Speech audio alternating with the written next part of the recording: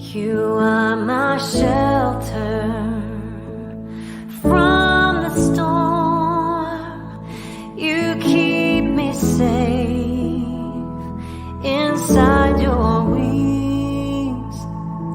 You are my comfort when life gets hard. You lead me to water to drink.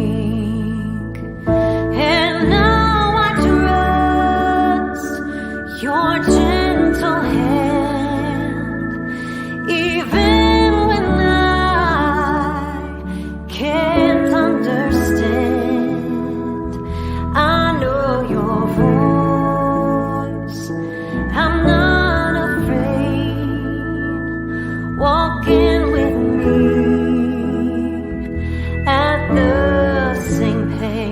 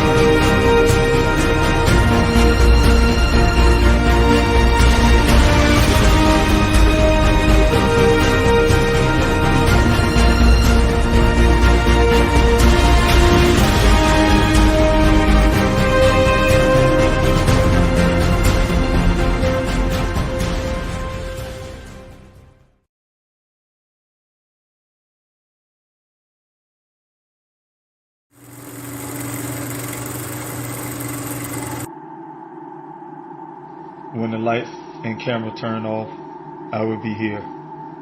When the interest and conversation fade, I will be here. When there's no one around, a father will do anything it takes to be there for his son, to protect his family.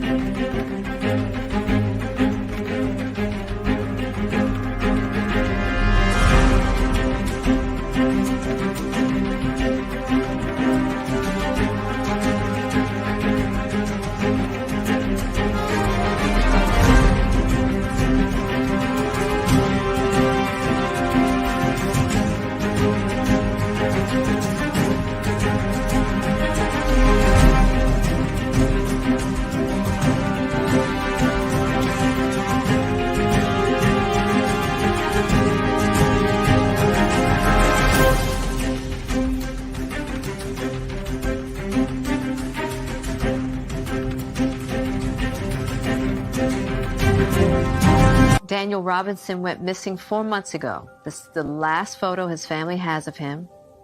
He's a 24-year-old geologist, last seen leaving his job site in Buckeye, Arizona.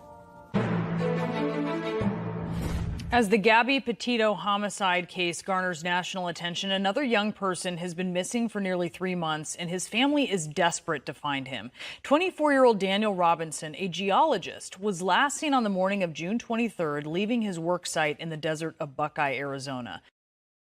David Robinson had only one thought on his mind as he drove the nearly 1,800 miles from his South Carolina home to Phoenix. I had to find my son. And I'm still having those thoughts. I'm still searching for Daniel Robinson. Thank you guys for coming in this morning. My name is David Robinson. I am the father of geologist Daniel Cornelius Robinson. My son, Daniel, a geologist that graduated from the College of Charleston, came out to Arizona to pursue his career, started a job here in Phoenix, Arizona, with a company called Matrix Southwest Groundwater, also called Matrix New World. They hired my son on as what is called a field geologist, also called a hydrogeologist. My son's job is to go out to various well sites all over Arizona, just to check those viability of those wells. One of the things he check is the company himself check that see if those wells produce at least 100 years of water. That is something that's required here in Arizona, especially being a desert state. It's very, very crucial that these wells produce that to have that backup water for that new community that will be built. Also, to check those rock settlements and things like that for the water that's coming out of those wells and make sure it's drinkable. My son's job is very important. On June 23rd, he was doing just that. You know, he got what he do. He's a field geologist. He don't really go into the building. Only time he ever go into the building of Matrix right here in Phoenix, Arizona, is whenever he need to turn in the samples. One of the things is on that day he went to the first well site roughly around 7 o'clock. He did take some logs, some pictures of some logs around 10, about 7:10 or so, a little time after that. From that point, he did receive a phone call from his company. He did return a phone call to get some information to the next well site where he would be meeting a guy named Ken off of Sun Valley Parkway and Cactus Road. Daniel did miss a call from him where he was stating that he wanted Daniel to hold up and just not come out there yet because of a fuel truck not showing up, as well as just not showing up so early. Just make sure that he did not come there quick enough. But my son did try to call back, did send several text messages, which was unheard. The last few times, what he ended up doing, send a text message, try to get directions to that location, and then he didn't get a response. And so after that, around 9:28 a.m., 9:28 a.m., my son made a phone call to this Ken. But what I was told when I first heard about my son's disappearance, what I was told by the Buckeye Police Department, as well as the man that was at the well site, Ken, when I did make it to Arizona to ask what happened, I was told that my son left that well site and made it up to went up to the second well site around off Sun Valley Parkway around 9 o'clock. And him and the guy at the well had a brief conversation, roughly about 10 minutes or so. And my son left at 9:15, 15 minutes after 9. But of course, according to the phone records and things like that, that wasn't so. And I'm still right here searching for my son. I'm still trying to get those answers to what exactly happened. I do have a lot of information that would suggest a lot of things. As you guys know, there's a lot of things that will answer that for me. For instance, the forensic work that wasn't done at the scene. Once those things get finished, get developed, that would bring a lot of answers to what happened to my son. I've been here since June 26th, searching for him.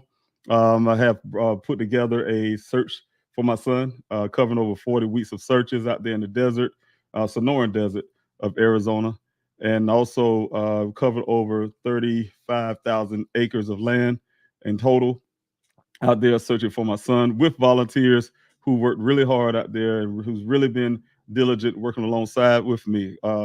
Became a big family. I really miss the team that was out there in the desert. But I tell you what, you guys, we put a lot of work into that desert out there, and just to search, we covered all that land and still have some few things to cover. And for right now, the search is on pause. But you know what, you guys, I still haven't given up on that search for Danny if he somehow is out there. However, at the same time, I just did start a city search for my son. I used to go out to various hospitals and wards, mental health wards, and things like that to try to search for my son.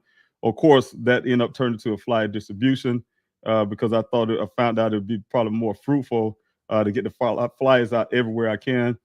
Started here in Phoenix as well as some of the small surrounding areas, and then expanded from that point. Have flyers going all across this country. I was able to go to several events where we can get thousands of flyers. At this point of the flyer distribution, we have gotten out thousands upon thousands of flyers out there, and we continue to still do so. So, I'm really grateful for you guys have been supporting everything that's been happening right here in Arizona, everything that's been happening, trying to get my efforts to find my son. I really thank everybody wishes the news crews to you name it, the interviews from you guys on the podcast, as well as you guys, people who coming out to support like yourself.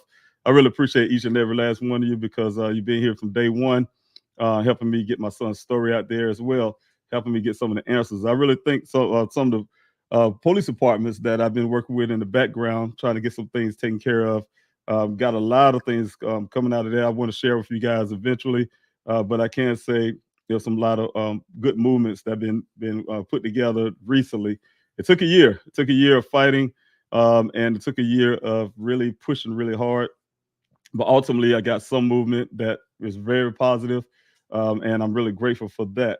But I just want to mention also while I'm talking is that we do have an event this weekend, very important event in a few days. The day is Wednesday. You guys, we have an event this Saturday, September the 10th at 6:30 p.m. right at the state capitol at the state senate lawn. You guys, if you please remember a day of remembrance. I've been asking you guys about this for a while now. I know a lot of you have it on your calendar. I really appreciate that. But those who don't, just remember that day of remembrance is not just for Daniel Robinson, it's also for other families. Now, when I say Daniel Robinson, my family, it's also for other families who have missing loved ones. Make sure that we can help them get a platform somehow to put their loved ones' stories out there, because I have found out since I've been searching for Daniel, it's been a lot of families out there who nobody have even heard of their missing loved one case. And so just want to be able to do my part.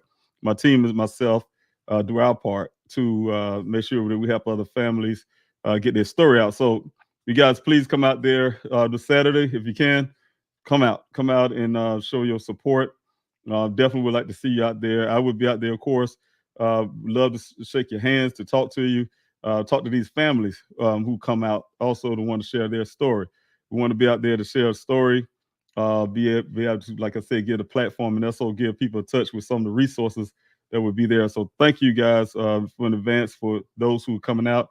Those who want to come out, you can go to the Eventbrite you see on the bottom of the screen there, and go to Eventbrite, and you can just type in a day of remembrance, and it will come up. Or you can go to pleasehelpfinddaniel.com, hit the events tab, and there you go. You can RSVP there as well. Still have room for families who want to be able to be a part of a day of remembrance and want to share your loved one's story. You want a space, you still can hit us up at pleasehelpfinddaniel@yahoo.com and put your request in, and we can help you with that, give you the information that you need. So a day of remembrance this Saturday at 6:30 p.m., 6:30 p.m. to 10. So you guys, please come out and support the family, support me and my family. I really appreciate it, and we'd love to see you out there. Just wanted to tell everybody thank you again for coming out to this Q&A and support. Like I said, this Q&A, I started this Q&A based on my son. I talked to Gizla Cave and Grizzly True Crime, had some things in my mind where I noticed I've done hundreds. I lost track of interviews that I've done from you name it, from Red Table Talk to CNN, you name it, MSNBC to you name it. And like I said, some of the podcasts, but one thing I noticed is that my son's case made it to a national level. However, at the same time, because of that, it just stayed there for a little while. But after a while, a lot of times these major networks and everybody, they're kind of that interest is gone. I don't know if just the interest, but definitely the story gets kind of old in a sense. So to make sure my son's story didn't get buried somewhere, I made sure that I want to keep my son's story going. And sometimes you have to do it yourself. I encourage a lot of other families to do the same thing. You have to create your own. news in a sense. You know what I'm saying? Keep it out there. Keep that your loved one's story moving. That's a very important information. It's very important. I learned that in the military. Communication is key to everything. So we have to be able to communicate to the public if you want to be able to get your loved one's story out, so that somebody who may seen something, heard something, can give an opportunity to say something. So that's why I say I had started this YouTube channel just for that. They put my son's story out there, especially for those who have never heard my son, never heard of my son, and happen to run to this YouTube channel. Sometimes you guys hear me say some of the same things over and over again. That's the whole point, is to be able to tell my son's story. That's what this channel is all about. Be able to tell his story for those who's new, who don't know anything about my son's story, and I can tell them those details. So some of you already know the details. So you do hear that on this Q&A. You'll see the reasons why. But like I said, I wanted to keep that alive. And I did talk to Gizla K, and she helped me with the YouTube channel. Like I told you guys, I don't think YouTube is for me. It's for do-it-yourself type deal, or to share videos with my family. But because of podcasts like Gizla K and John Q, for instance, I realized that you can also use YouTube for information to get it out. So very, very, very helpful for me. That's why I ask you guys, you can right now to hit that share, like, share, subscribe button. That really helps as well, to be able to put Daniel's story out get it out far as I can. So definitely need you to continue to do that. That's the one way of supporting this channel, and I really appreciate that when you guys do that. Again, I'm Dave Robinson, father, geologist Daniel Robinson. For those who don't know, I'm here doing this Q&A to answer some questions, as well as give you some updates that I can give. Just have a subject. And also this channel is also for other families who want to get on. If you guys know anybody who want to share their loved one's story, they can hit me up. You can hit me up in the chats. My team will grab your name and information, or you can go to Please Help Find Daniel at yahoo.com and put that request in for me to get on, just to be on this channel. If you like that, like to be on here, definitely would love to have you as well. But definitely hit us up if you do.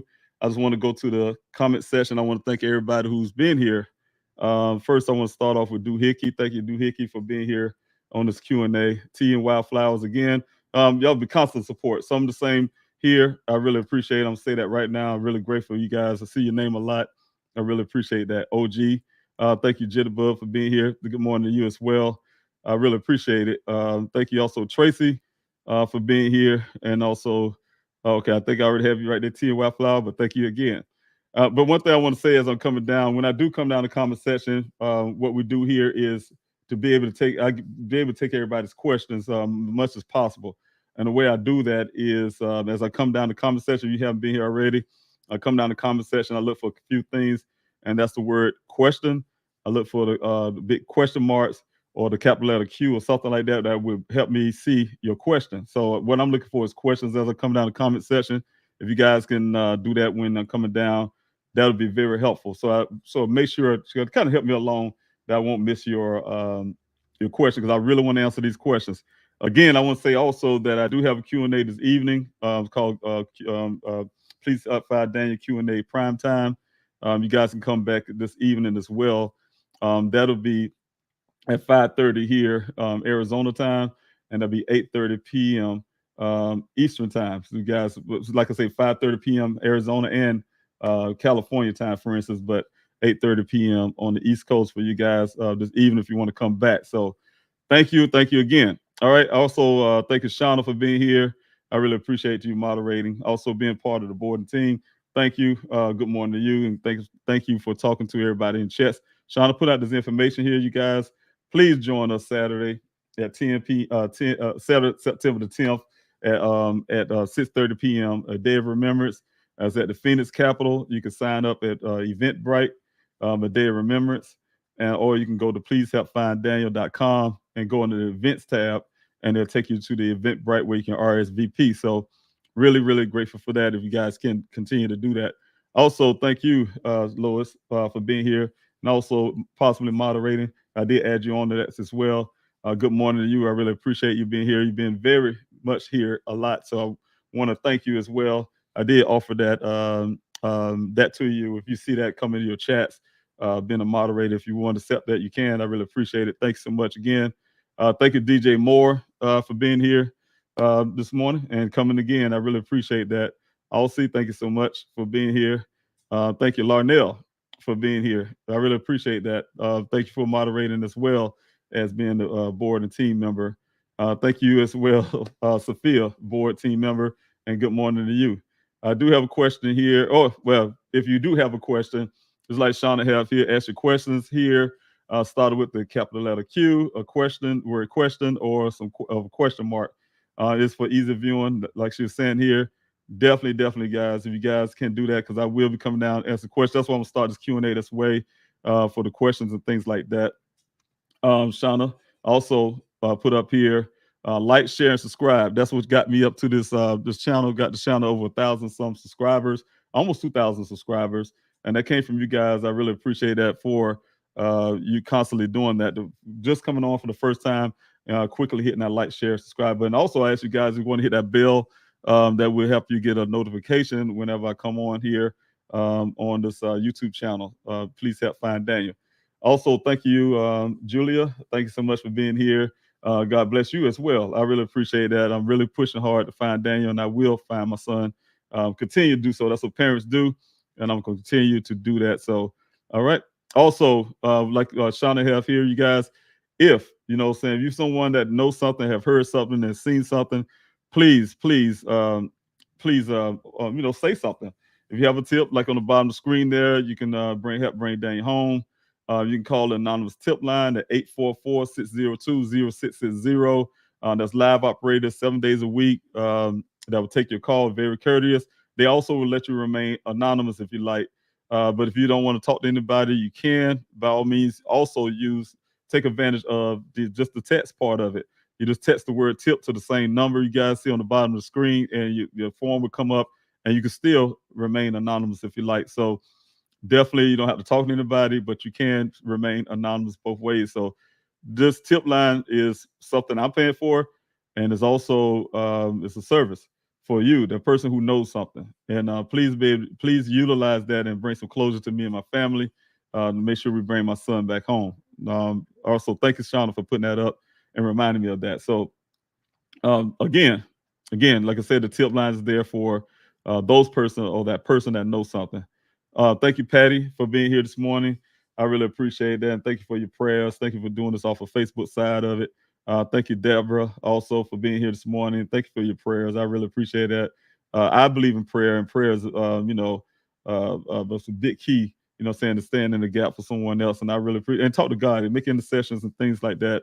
I really appreciate that, Deborah, for your prayers. T and Wildflower, thank you again. I really appreciate you constantly coming in here, as well as she as Rose Nation constantly coming in here. I really appreciate that. Thank you so much. Good morning to you, and good to see you as well here.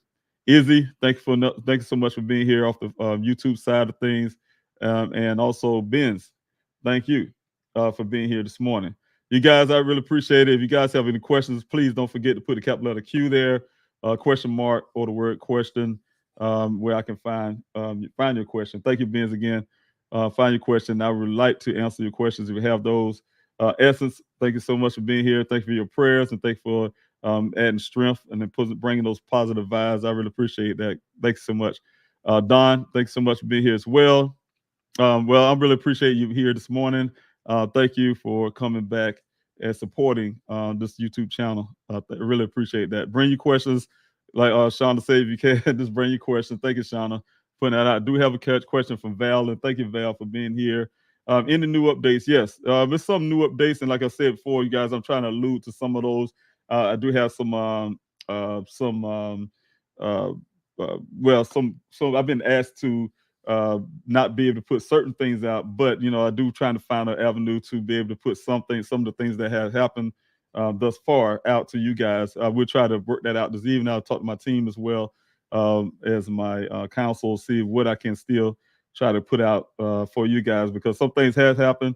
I have had some movements. I can tell you I had some movements with law enforcement outside of the Buckeye Police Department. I did have some movement that I'm working on right now, and I just really want to share some of those things with you guys, and I'm finding those avenues to do that. But have some positive news. I've been after a year, you know, saying I thank God for that, those kind of movements. So definitely want to be able to share. So still stay tuned for that, Val, and thank you for that question as well. Twistina, thank you so much for being here this morning. Good morning to you as well. I really appreciate you coming out here. Ellen, I have a question here from Ellen. Thank you, Ellen, for asking your question this morning on today's Q&A.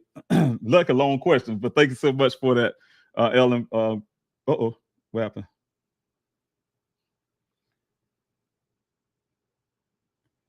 I think I lost you guys here for a second. I apologize. I hit a button and clipped my whole screen there. But thank you so much, Ellen, for your question. Question. God bless you and first of all, I listened to many hours of past lives this weekend. Thank you so much. Thank you so much for that support. I really appreciate it. I'm praying for you and your family to get all you need, and I really appreciate that again. I found it curious about the vehicle that looked like Daniel's seen and told on July the 17th. 2 days before the rancher reported Daniel's vehicle. Any more information about that? I have you and your family prayers. Well, thank you so much. First of all, Ellen, I really appreciate that. And thank you for the information you put in there with the question. I really appreciate that. Take your time to do that. I can tell you that I am trying to get more information about that as well. I can't tell you from my point of view of what happened in that point. I did make that phone call because I got alerted by families who told me that a young guy named Tony put up a post on the Buckeye Facebook page with this picture that his wife took. And one of the things is I did get in contact with him on the inbox. Like I said, he gave me his number. I called him and we talked about it. He told me, like I said, his wife was passing by and took this picture in it. But it was said on the report in the desert, but he didn't tell me that. He says on the side of the road. But the thing was by him telling me that, he sent me the picture, very blurry pictures, very blurry. But at the same time, it fit the description of my son. I mean, look exactly to the T in that blurriness. And I was really, really excited about it. Of course, as soon as he and I got off the phone, I called the Buckeye Police Department, Detective Biffin at the time, told him what I was told about. He said, oh, well, he immediately said that wasn't Daniel's vehicle without question, right? That's the way I took it. Excuse me. That's the way I took it. And from that point, I had to tell him, hey, look, well, I need you to send a cruiser to check and see anyway. See if it's Daniel's vehicle. After some pushing, he agreed to do so. But in the meantime, told him I was going to head up that way and look for myself as well. Went to go grab my daughter, who lived not too far from the hotel I was staying in at the time, and went to go pick her up. By the time I did that, I was getting ready to head up that way. I did get a call back from the Tony guy who told me, hey, Mr. Robinson, that vehicle, I just went back out there to look, is gone. And of course, that puzzled me, but I still was coming. I started heading up that way. And I called the detective back and asked him, did they try to have it pull away? He said he didn't know who pulled, because I did talk to the guy, by the way. He said, hey, look. I said, well, look, Buckeye said it's going to come out there and see if the vehicle's there. He said, yeah, I seen the police cruiser, but the vehicle's gone. Like I said, I relayed that back to Detective Biffin, and he told me that he didn't know who towed it away, where it went at, and I still to this day haven't got an answer to that. So that's what I'm saying. I'm still trying to find answers to what happened to the vehicle, who towed it away, and things like that. But like you said, once I got up there, it was gone. It was gone.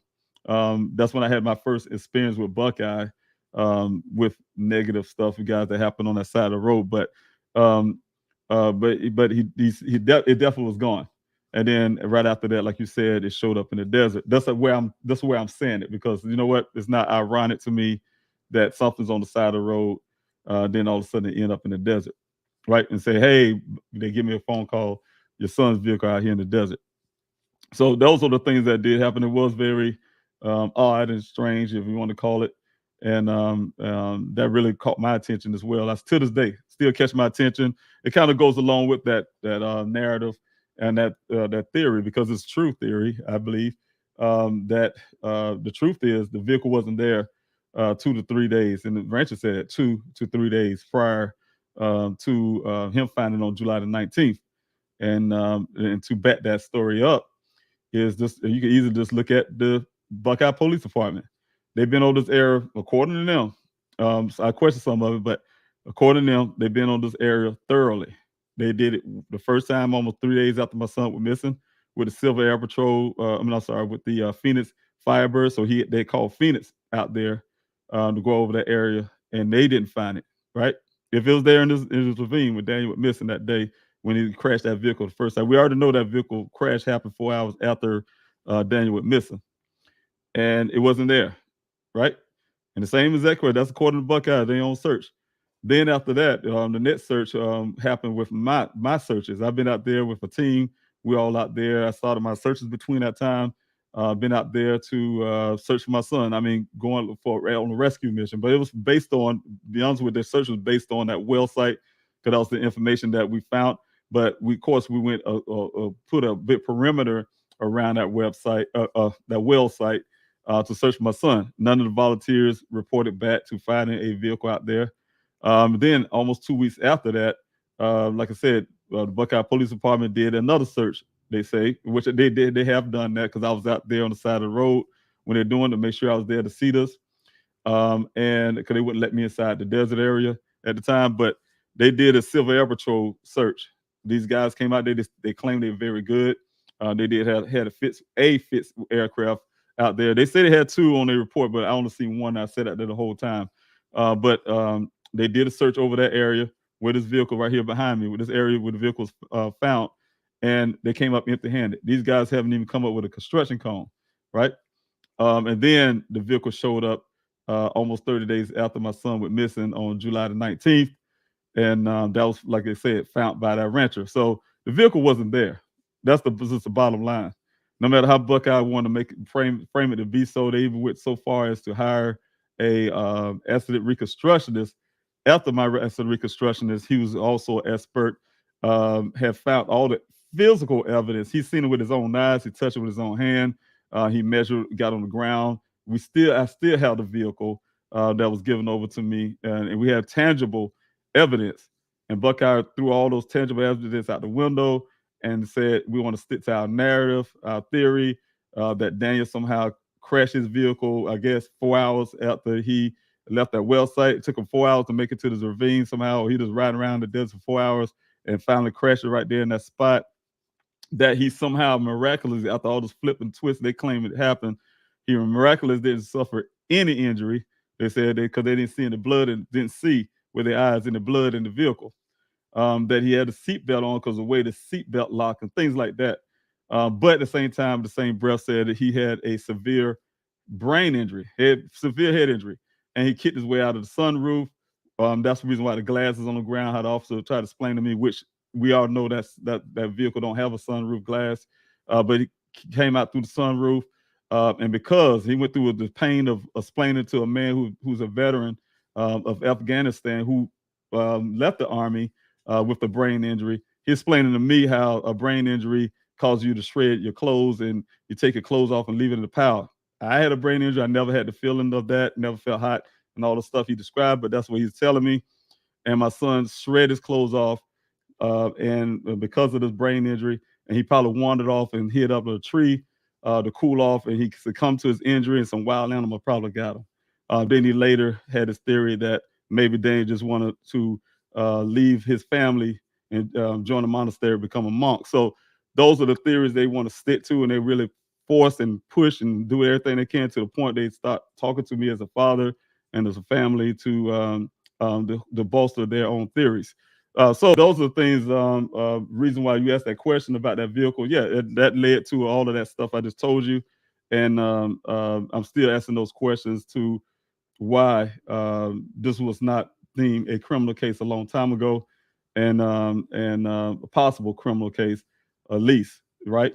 Because I'm going to show you guys some stuff on the report that Detective Biffin felt, right? At the time, he felt a lot of stuff, and I'm just pointing out some things in the report. I'm going to pull it up pretty soon here and show you guys some of the things he said emotionally, what he saw, but they still haven't deemed this my son as a endangered person, nor did they name him as a possible criminal.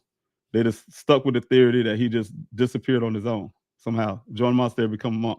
But I want to thank you so much for that question. I'm still looking for the answers to that as well. So I will have those answers because, like I told you guys, some positive things has happened, and I really have faith that because of these things that I will get those answers as well. So if you guys have any more questions, please, by all means, thank you, ME, for being here. Have any more questions, please put the question mark there, the word question, or capital Q, so I can see your question. But thank you, ME, for being here. Thank you for your love and prayers. I really need them again. My family really need them. Daniel's mother really need them. His siblings need them. So thank you so much when you do that. I really appreciate that. God bless you for that as well. So, all right. And then I do see Twistina again. Thank you so much for being here. And you guys have any more questions? And thank you, Ben, that too. Thank you for your prayers of bringing Daniel home. Yes, I will. God will bless that it happen. Tia Wildflower, thanks so much for your question. Can you share approximately how much time elapsed from the time of the first vehicle was spotted to when it was moved? It was like 2 days after that vehicle was spotted on the side of the road that it ended up in the desert. That's the way I put it, if that's what you're asking, the question you're asking. So it's about 2 days. About 2 days. Don't know what happened in that point, but yeah, about 2 days. If that's the question you're asking, I'm assuming that's what it's about. The vehicle that was on the side of the road, in Buckeye, right away area. So definitely was that. Don, thanks so much for being here, and thank you, Sean, for putting that information up. You guys, I have been fighting to find Daniel for over a year, and again, I have been. Unfortunately, I had to deal with or listen to and had to hear. And I say unfortunately, meaning that I'm grateful that I can be a help. I'm really grateful, and so I want to make sure I word that correctly. But unfortunately, I had learned what I really want to say, that there's a lot of families out there that have missed a loved one. Like I said, this is not unique to the Robinson family and the Edmonds family, Daniel's mother. It's not unique, right? It happens to many people. So Shauna put that up here. More than 600,000 people go missing annually. That's a lot. Arizona is in the top 10 of the states with the most missing. And that's the problem is with that gets me is that being a veteran of Afghanistan, did 2 tours there, and our biggest enemy at the time was the Taliban, right? And the Taliban leader, Osama bin Laden, was out there in Pakistan somewhere hiding out, right? And it just amazes me how when they went to go look for these people, whereas Saddam Hussein to the man they just killed recently, they have ways to find these people in another country, right? But listen, what she have here, 600,000 Americans on our own soil missing. That is ridiculous. Sometimes I look at it this way. I call it like being a deadbeat parent or deadbeat dad or whatever you want to call it. You take care of something in somebody else's country, but you can't take care of your own, right? And it's with the technology we have in 2022. It is impossible for me to actually believe that they don't have the money, don't have the technology to find missing people or find out what happened. They do. But you're quick to hear people holler, we don't have the funding, we don't have this, we don't have that, when it's convenient. But then you can see at the same time when they have select people, they'll go all out. They have the FBI involved, they have you name it, all these resources burning. Like I told you guys, I said many times before, what's very offensive to me doing this. It took me 3 months, working really hard on social media here, just to get my son's name out there, so his name got picked up from, unfortunately, the Tito case situation. What's offensive is not because of the family. The family deserved, all families deserve exactly what they got. Only problem is with that is to watch them spend millions of dollars on a murderer, to find a murderer. Then they was looking for this guy before they even realized he murdered the young lady, right? Looking for him, spending, just burning money, right? And I just watched that. I watched that how they do it in certain other cases as well. So it's very selective with the way they do things, selective how much they want to spend. I've been doing this for over a year, and not one time did I had the Buckeye Police Department volunteer to come out there in that desert to search with me, to volunteer their services, volunteer the cadaver dogs, volunteer anything to help me out in the search. I had to literally ask you guys. You know, some people even question me, say, "Hey, do it take some money to do a search?" I would like them to ask law enforcement that when they spend millions of dollars to look for a person, right? Thousands to millions of dollars to look for people. And I want to see people ask the law enforcement the same question. Of course, it takes money if you do it right. It's supposed to take money if you want to keep people safe, like I have to do. They don't have volunteers. They have their staff and their resources they use. I had to literally ask you guys. You guys have been champions and helped me go search for Daniel. Again, that's why you hear me say it so much. My gratitude. I have to say it over and over again. Unfortunately, I can't say that to law enforcement, but I can say it to you guys. You guys have helped me be here over a year now, still in the search for Daniel. So I really appreciate it. I really applaud you guys because I didn't have that from law enforcement. I have no help at all. When I say no help at all, I don't care what they put in the report, all these things they've done. If you guys, when they put a lot of stuff in that report, you look at, oh, we've been here, we asked this person this, or we checked into this, we did that. Those things I've done myself as well. You know what I'm saying? Those things I have done myself as well. So it's not no magic, no big task when you can get on the phone or you can go do this. That's just a job. You go to work every day. You can go talk to this person, go to this hospital there and put in a request form. I mean, it's a lot of things. If I was to write everything down, I guarantee you a little bigger than what they got on the report of the things I have done since I've been searching for Daniel. What I look for is effectiveness.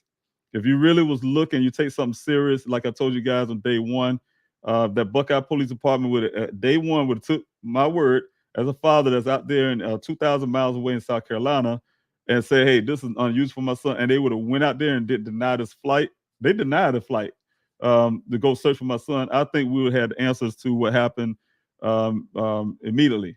I think it would have been a lot quicker. I can't guarantee that as well, but I can say I think I wouldn't be here an entire year searching for Daniel. We'd have already had a lot of answers because like that first 24 hours, within that first one, I want to get also clear that up because I'm really fighting for this guy. I have a petition out there for you guys to sign. I'm sure Shauna and one of the team members will put that up as well.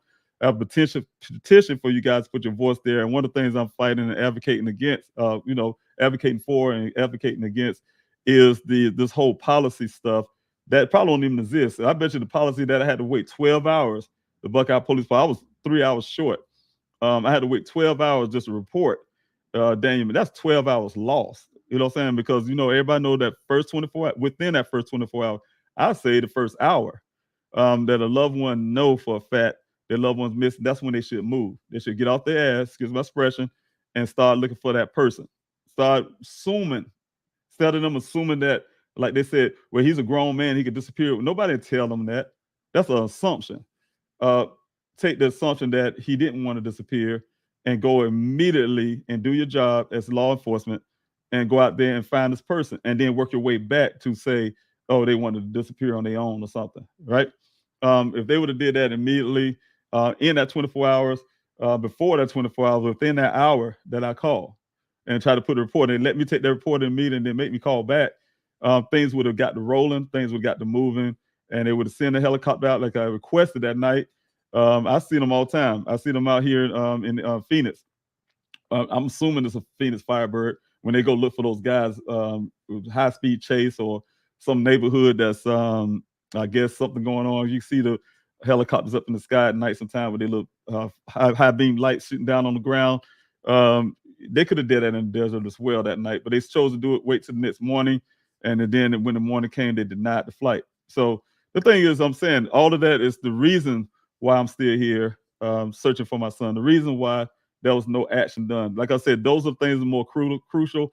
Those are the critical things that could be done to help find a loved one, and that wasn't done. So all the other stuff they put in that report, oh, we went here, we checked this, we talked to this person.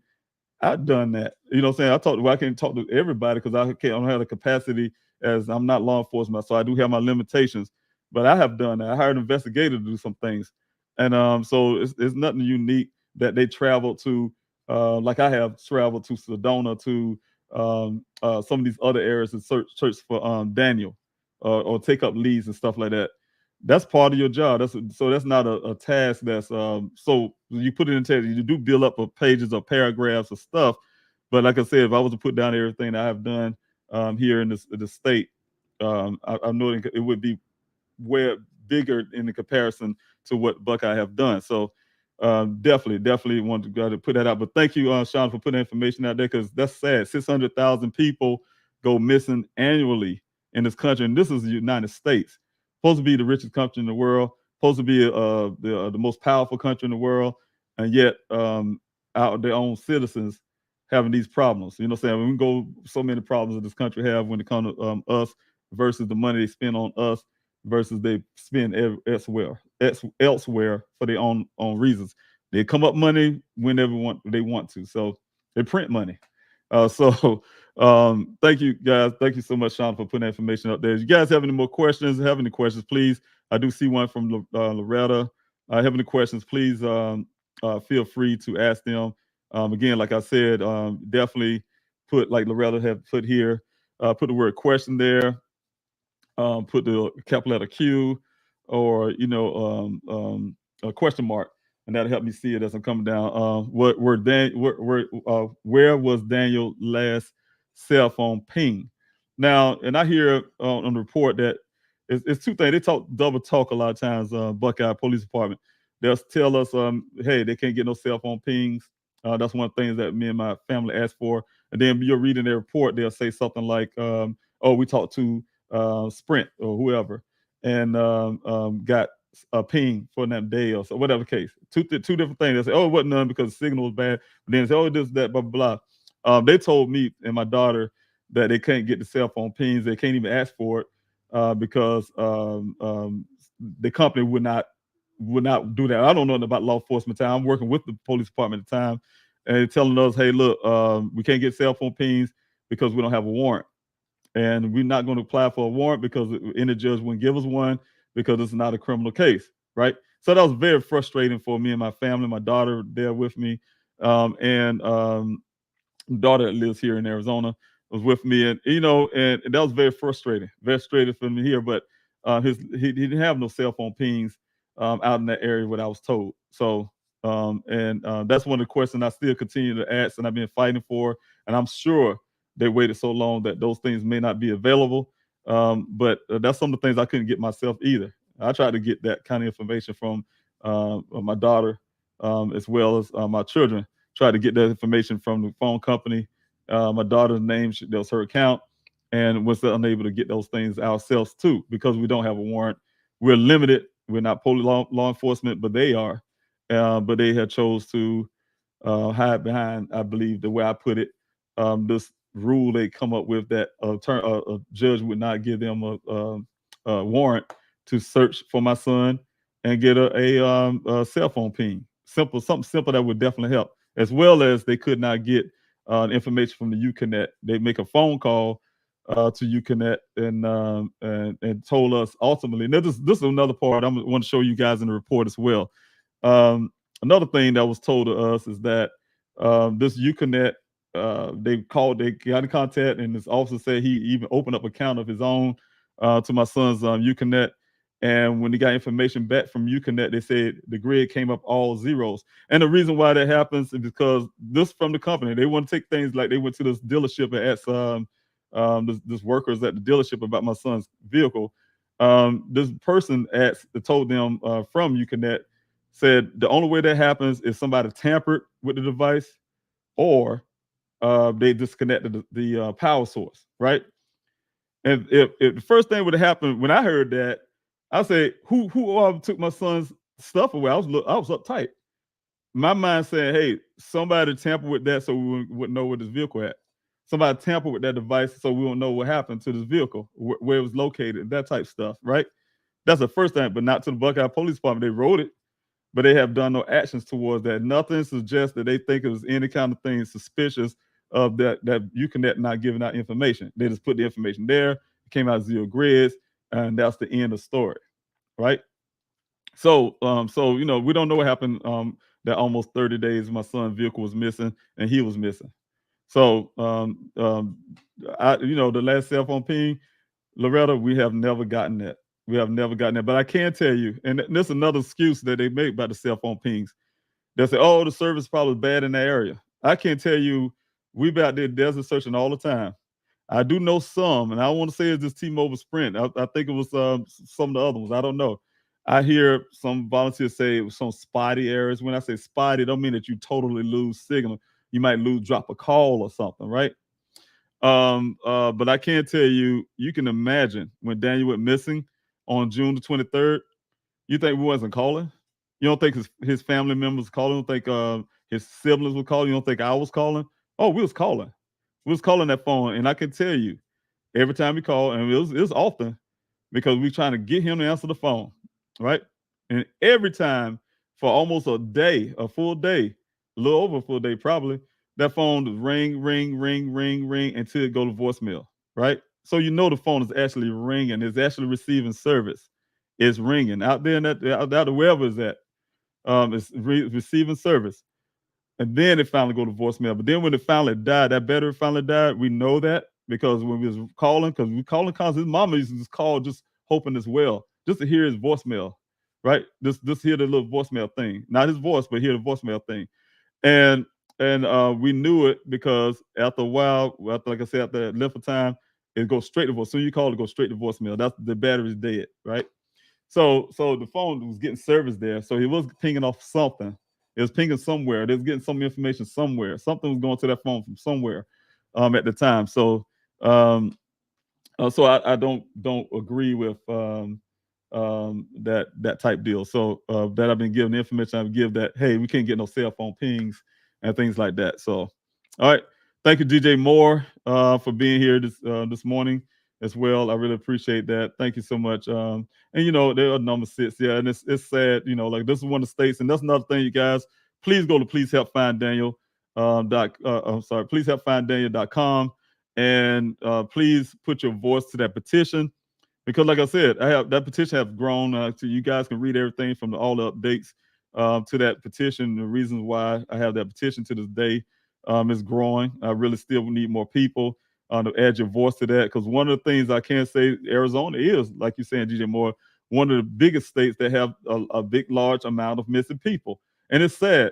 They have a police department like Buckeye, Arizona, for instance, and reacted to these missing cases. We had a young little boy that went missing as well. He came from adoption, and you guys know the story in Arizona. I'm trying to remember his name, but it's a young little boy who was adopted, and they ended up finding his body on the road in the middle of the road, median, right? And to this day, that I finally understand, nobody has been charged with anything. Nobody have, this child been missing. But I'm just saying, the whole point, you have a lot of missing people here in the state, and the department like Buckeye Department, the way they handled this case, and they got these inexperienced detectives, who, you name it, they don't know how to handle missing person cases, right? I'm advocating for, especially states like this, Arizona, California, Alaska, New York, Florida, all these places where these missing persons are very high, and all other states as well, but especially these states that have that. I'm advocating for them to have a department within the department. These police departments here in Arizona especially, should have a department that's all they do is look for missing loved ones. That's all they are funded for, is to have experts, and shouldn't have to go to none of these nonprofit organizations like the one I'm building as well, Daniel Robinson Foundation, to help families look for their loved one, because the department don't know how to. So you got these search and rescues, nonprofits there, and they're doing better jobs than the police department, and that's sad. And they the ones taking taxpayers' money to protect and serve, right? So we definitely need to have them put more funding into those departments. So those are things I'm advocating for as well. You say we need to control our borders, and the cartels shut down. And that's true too. That's true too. And that's another concern for states, especially these western states as well. But that happens everywhere. Some of the north, we just don't hear about it, but it happens prevalent to the southern states. When I say southwestern states, and that's a problem as well, especially with drug trafficking and human trafficking and stuff like that. That's some of the things that's concerning. Also with my son's case, that I haven't heard Buckeye Police Department look into. But thanks so much, DJ Moore. All right, thank you, Barry, for being here and being part of the board team. I really appreciate you moderating. Thanks so much for being this morning. I have to make sure that everybody know who you guys are. I really appreciate it. And you guys, my team as well, like I said, we put that day of remembrance this weekend. So you guys, please come out and support, help us out there and to help these families. Twistina, thanks again for being here.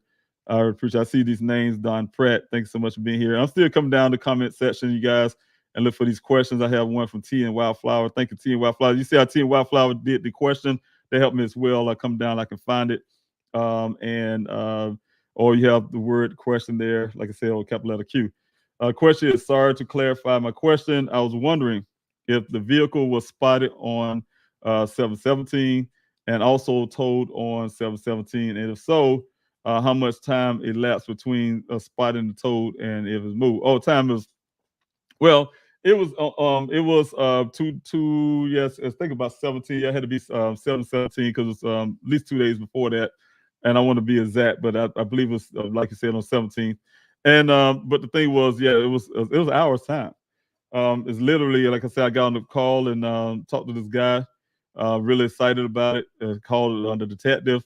And he said, it's not your son's vehicle. Like, before I can even finish the sentence, it kind of offended me somewhat. I'm like, no. I said, well, no, we need to go check this anyway. Need to go out there and check. I see you guys, I have a lag here, and I believe it's my internet. But hope y'all can get some of it because I see it's lagging really bad here now. Let me see. Maybe I got too many things pull up, but I tell you, you guys. But anyway, yes, like I said, it was like an hour. Had to be like an hour in between. I called them, they called my daughter up and tell her I was coming to pick her up. Of course, I had to get dressed within an hour. That's when I did get that phone call back from the guy, Tony, who told me that the vehicle was removed, right? When he went back out there and he looked. So I told him also I was on the way up there. And yes, I said about an hour's time. It was gone before I can get to moving up that way. But that's our time before I got to moving. So once I got to moving, I made it up there. I think it was about a 30-minute ride.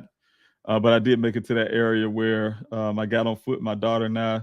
We kind of searched the ground around there to try to find out where this vehicle. I called the guy back. He said he's going to send his drone out to see me out there. I was hoping he came out there, but he wouldn't come. He just came so he can show me the exact location. I want to see tire tread, something. Maybe a piece of car fell off or something, you know. But like I said, I had to let me see if I can get some of this bandwidth down. Maybe I can do that and get some of this lag out of here. But you know, I said I was going to do that, and just come up there and just kind of stay on the ground and look. I was joined by a friend of mine, a police officer, and another friend. We came out and we searched the ground out there trying to look. So it was out there for some extensive time. So trying to look into that area. But yeah, it was like an hour before actually was heading up that way. And it took like about 30 or 40 minutes to get there to that location. And we spent some significant time walking on the ground. But like I said, 2 days after that, yeah, the vehicle magically, so it must have been a day after that actually, because the vehicle was found, 2 days after that, because the vehicle was found on the 19th, and the vehicle, I was alerted on the 20th. So a day after that, the vehicle was actually found by the rancher. But thanks so much for the T and Wildflower for that question. And I hope I clarified the way or answered the way you're looking for. Angelica, thanks so much for being here. I really appreciate it. Thanks for your prayers as well. Guys, I have a lag here. I see on the other screen there, I see a lot of lag. So I hope I'm not, you guys are not having a hard time hearing me or anything like that. So I am trying to monitor it as well. If that's happening on your end, that's what I say. It might be the internet. Just have some lag there. So, all right, let me see here. All right. Yes. Okay.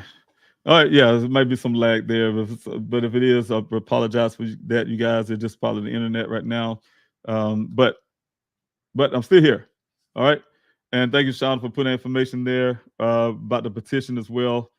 It's on change.org. You guys, if you guys want to put your voice to that petition, just go to pleasehelpfinddaniel.com and hit that petition tab, and it'll take you to change.org. You can sign a petition. I tell you guys again, if you want to sign a petition, now that petition would they would ask for a donation. But I can tell you that donation is not something that's for me. When I'm saying that's not for my efforts here to help Danny, that petition is that the donations to help change.org continue what they do. I'm not telling you guys not to give to change.org. I think they're doing a great job by allowing people to be able to put a petition there. But at the same time, I want to make sure you guys be aware that definitely is not part of what I'm doing here. But the petition itself is, so I can use that petition. So if you guys want to donate, you just go to pleasehelpfinddaniel.com and you can donate there. All right. So I'm gonna make sure that's happening. Also, I want to say thank you, ME, for being here. Nikki, thanks so much for being here. Esther Levy, thank you so much for being here.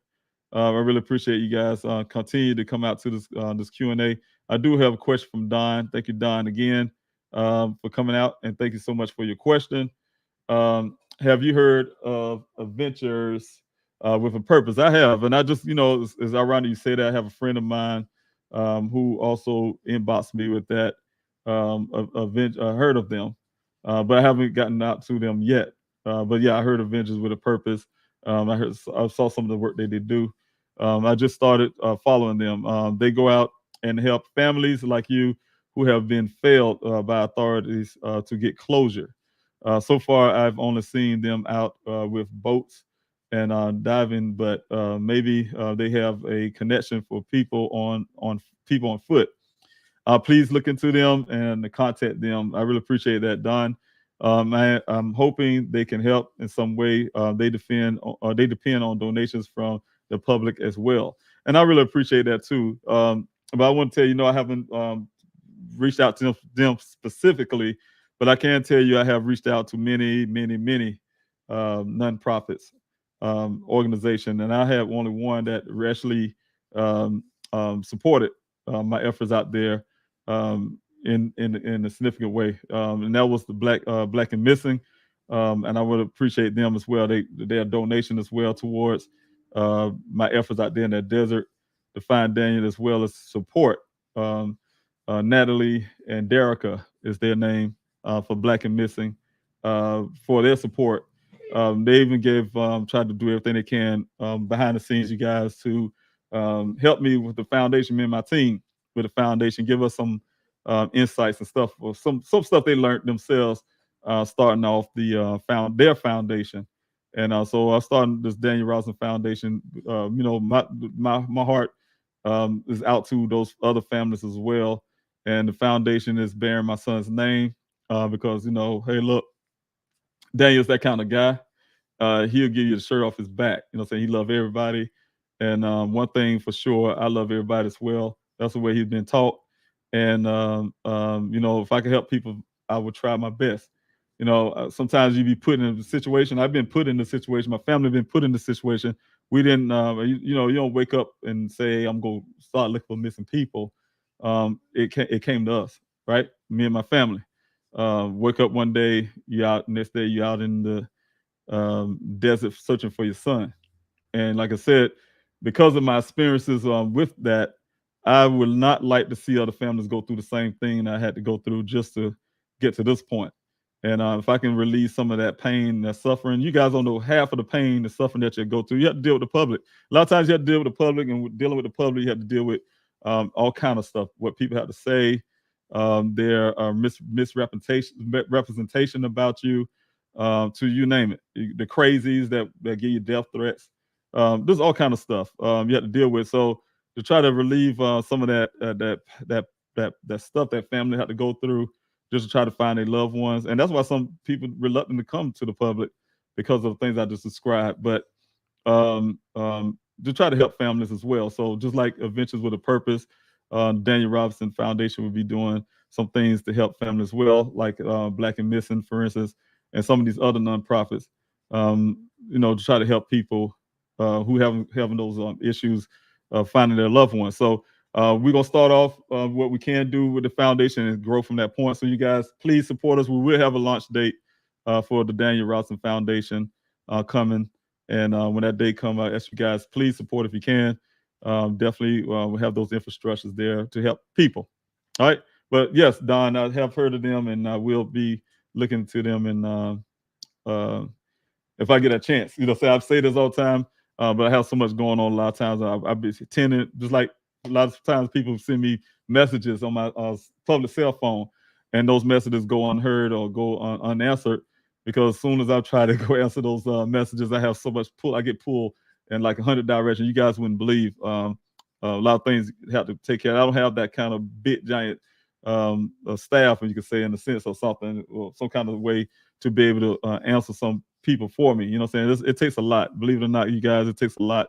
And when I get to these people's questions or their stuff they put on the inbox and stuff like that, I try my best to get to them. I try, but when I can get to them, I will. But like I said, it's a lot. But I'll definitely thank you for Don for putting that information there. And my team will see that again. That remind me of Adventure with Purpose, because that's ironic you say that. So one of my friends, like I said, also on Facebook, inboxed me with that reminder of Avengers with a Purpose. And I'm really grateful for the work that they do for people missing loved ones. Also, thank you, Jeep Girl, for being here. I really appreciate that. Appreciate you being here. Well, your comment there. It's I have to say it like this. A lot of times, the way I look at policing, they'll say, hey, they'll hide behind, whenever they want to, they can hide behind their rules or whatever the case may be. And they'll say laws. They literally say laws. Oh, we hide behind, we can't do this because legally we can't do this, blah, blah, blah, so and so. But they don't even try.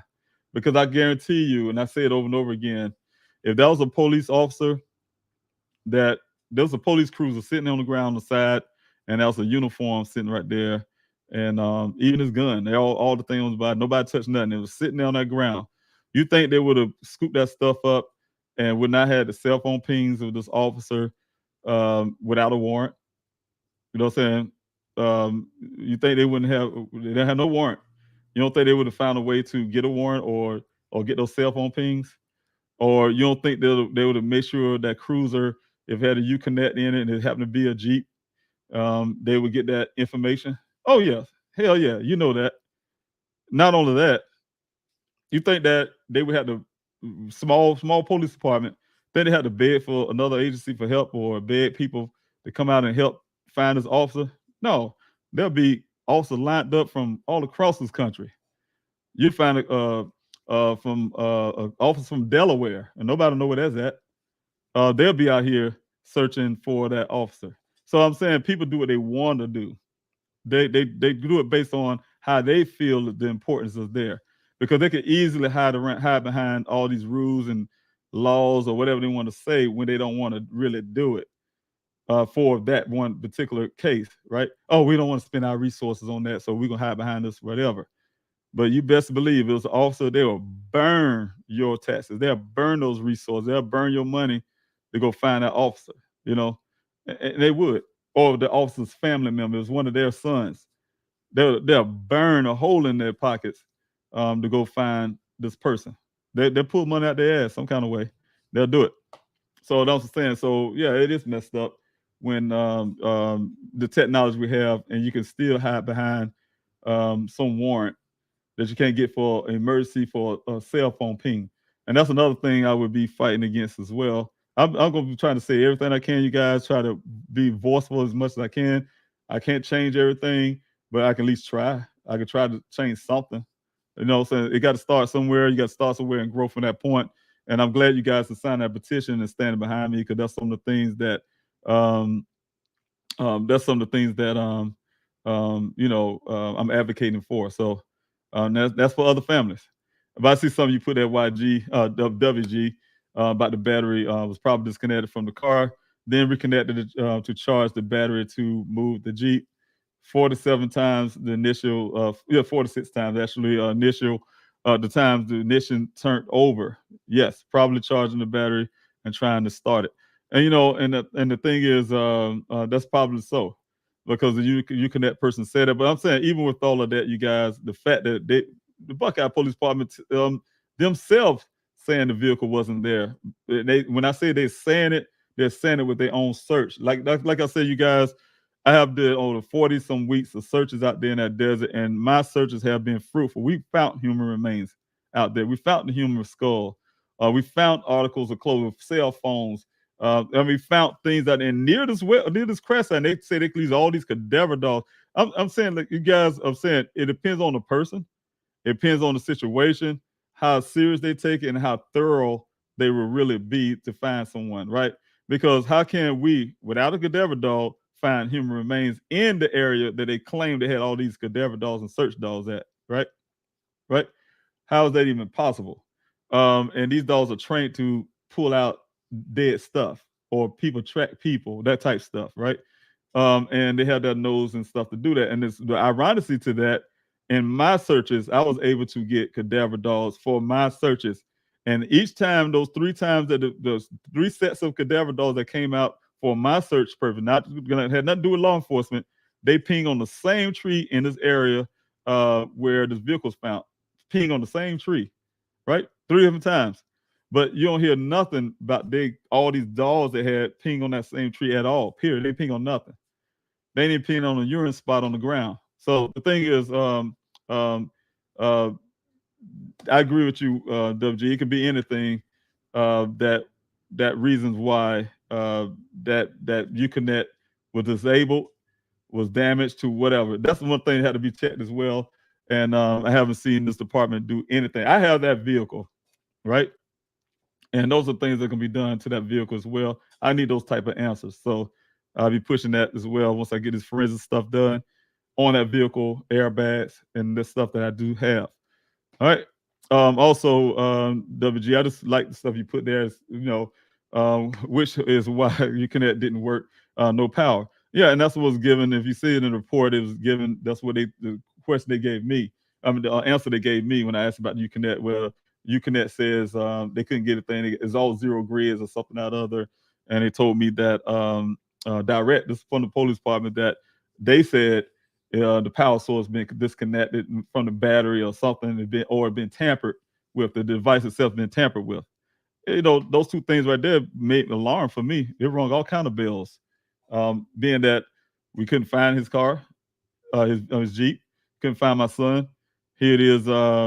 I have searches go out there to try to go find him. They claim they did this Phoenix, used Phoenix. I'm still waiting on this answer. The Phoenix police department got involved and used their helicopter to come out here and look. Though they claiming, right?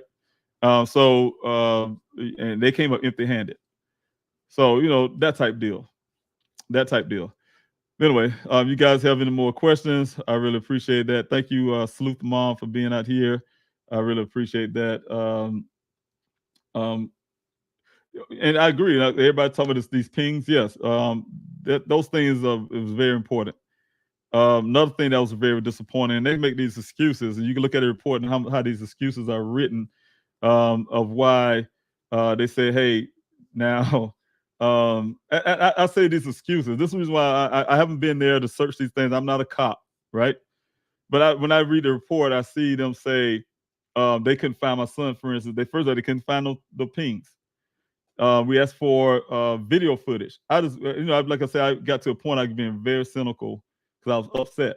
Well, show me any footage of my son. My son been here over a year or so, 2 years, and I need to see something that my son ever left his apartment. This has been funny because they couldn't give me something that date that Daniel was missing. I want to see him leave his apartment to go to his job because y'all have these from his area from there in Tempe. He should have had some traffic light footage, him traveling somewhere to his job. I want to see this footage. See him actually came to his job. Oh, we can't find none. It was none there. You know what I'm saying? Everything we asked for is conveniently they couldn't do. You know how frustrating that is for a family to hear that? And but I guarantee you somebody got up early that morning. The bank opened up at 8 o'clock that morning, and they robbed the bank and they hit the highway. And I bet you they can track that person down from video to video footage and really find out where they is and what car they jumped into, nets and this and that. They would go through the pains of that and make sure that they track these people and just to get that money. but yet they're telling me they couldn't find anything except for one. They told us they saw one footage. Y'all guys seen the little back of the little vehicle, some bad footage. We had to get them a real picture of my son's vehicle. They had some picture of a vehicle, probably wasn't even Daniel's, of a vehicle saying he was on the interstate when he was going to California almost a month before he went missing. Going to California to see his sister. They have that on their video. They claim they got off an interstate somewhere. But they couldn't get nothing here in Arizona. And I promise you guys, I walked down right through Phoenix to Buckeye to you name it. And they have these traffic lights. You go to these traffic lights, they always got cameras. So you go to your traffic light, wherever you live in at now, and look on this. If you really, people don't pay attention a lot of times, you look on those round poles or whatever you got, and you'll see cameras on most intersections, major intersections, they're there. So, and then I got now recently say, well, they don't record all the time. That's BS. Oh, they don't record. Like I said, they don't record it. Like, yeah, they record it. You find out how many times you guys look at these stories where they use video footage and they go over this stuff on the interstate and track cars down when they believe somebody murdered somebody or something like that. They do what they want to do. Like I told you again, law enforcement make conveniences they can hide behind certain things so they don't have to work and put that money out there for your case. But then at the same time, you'll watch that same department take that same money and use it for whoever they want to use it for, and do the same thing they said they couldn't do the first time. But then they'll say, oh, because this will make some kind because it's a criminal case. When you could have made mine a criminal case as well, my son's case as well, possible criminal case, to be able to look for. I even heard he said, I can't make up evidence. No, nobody asked you to make it. Look at the facts. The evidence is right there in your face. My investigator found all the stuff, red transfer paint on the vehicle. The vehicle wasn't there from the rancher's standpoint, from their own searches to the evidence is there. You don't want those evidence. That's the problem, because that evidence means that your department had to spend money. If you turn it over to a criminal case, that means that you actually had to do some real work, and because it's a criminal case, and you're really spending money now. Now you got to spend money on DNA tests, and you got to spend. And they don't want to do that. That's the reason why they haven't come out to their searches to this date to help me go search for my son. All right. I have never ran into them. Now they're starting to say, oh, we're going to do these targeted searches. We never run into them out there in the searches. We have searches going out there in the weekdays. We never ran into Buckeye out there searching for anybody. If they have, why those bones that we left there still there, some of them. So the thing is, you guys, I have a lot of, you can tell I have a chip on my shoulder because I really do.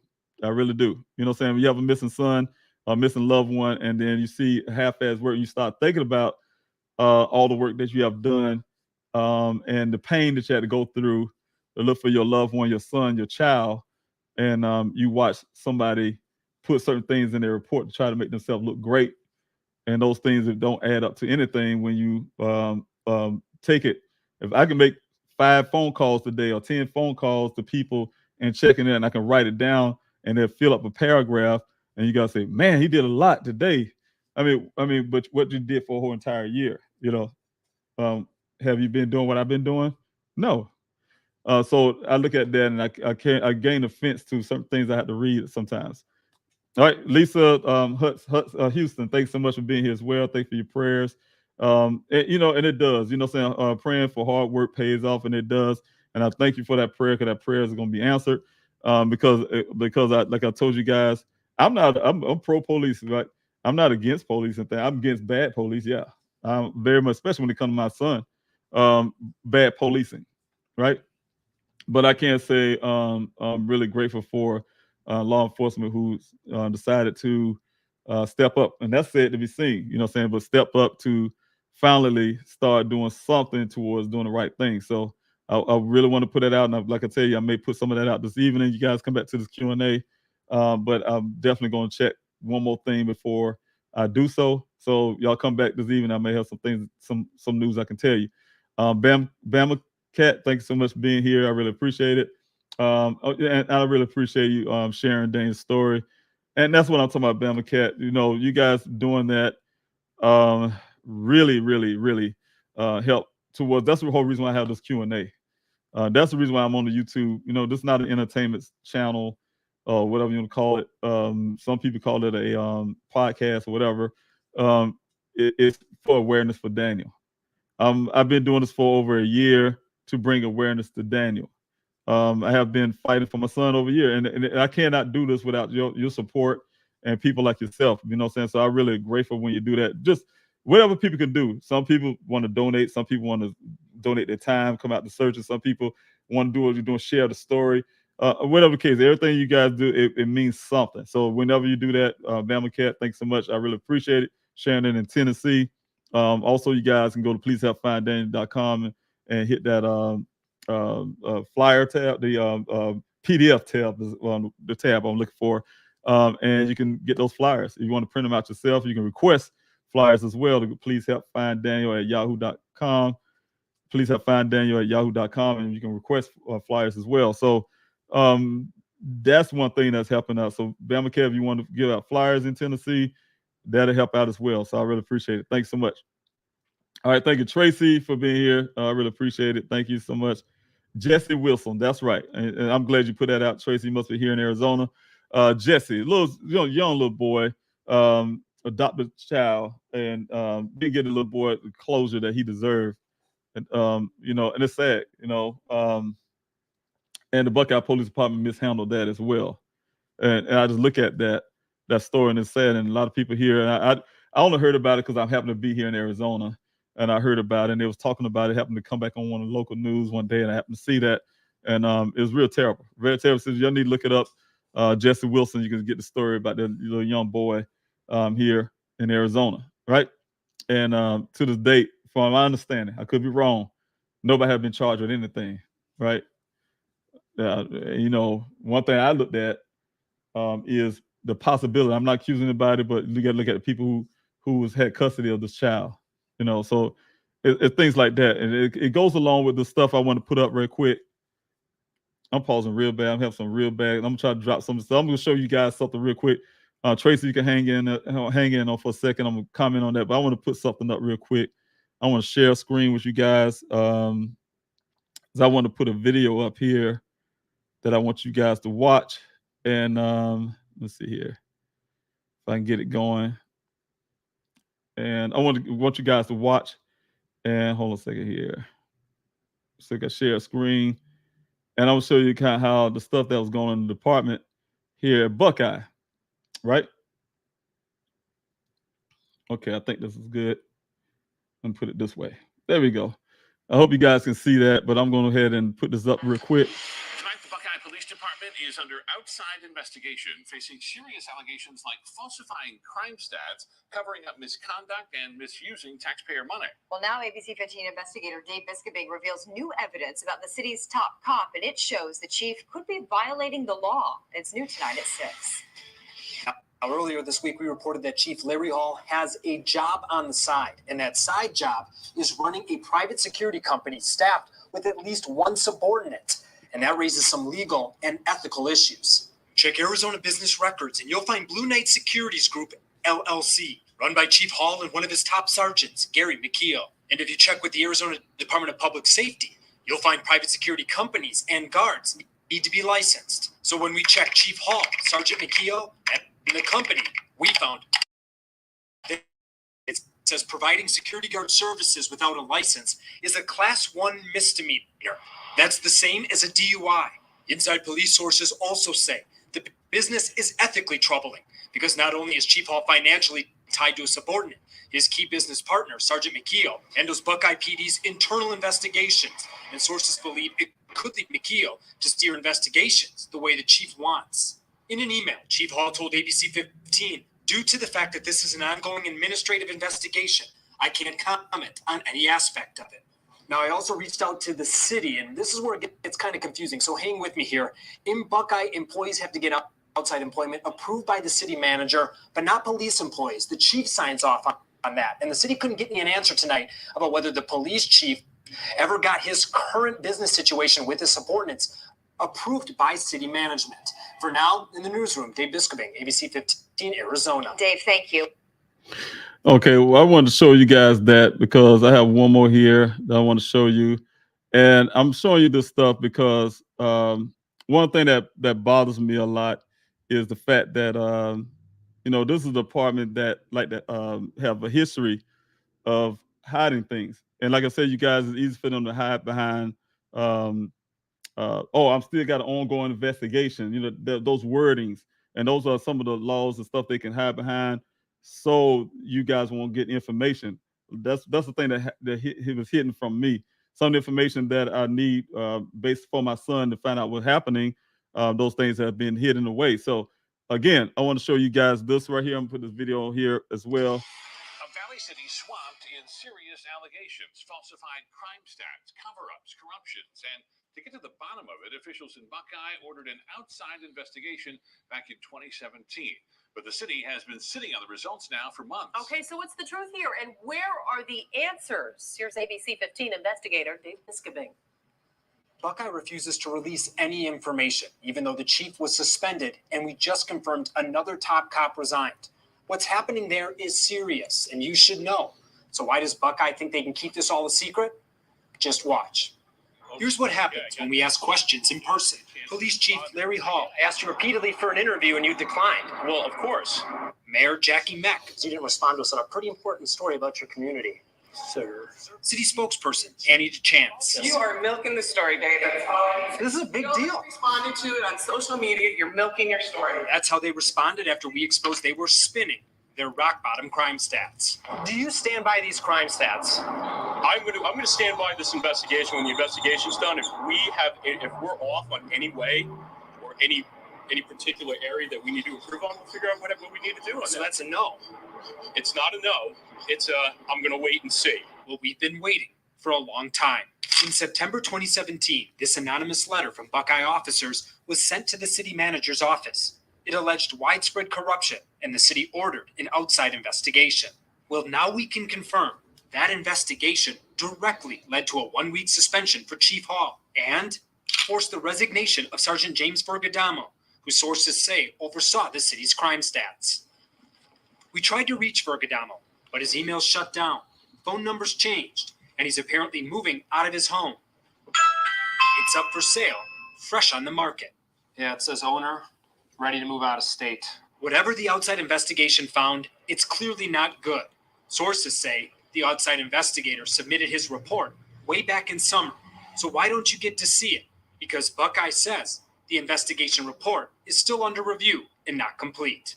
It's not meant to be an open-ended excuse for law enforcement not to produce records. Dan Barr is an attorney and expert on public records. He says Buckeye is abusing this law, which says discipline about police employees doesn't have to be released until the investigation is completed.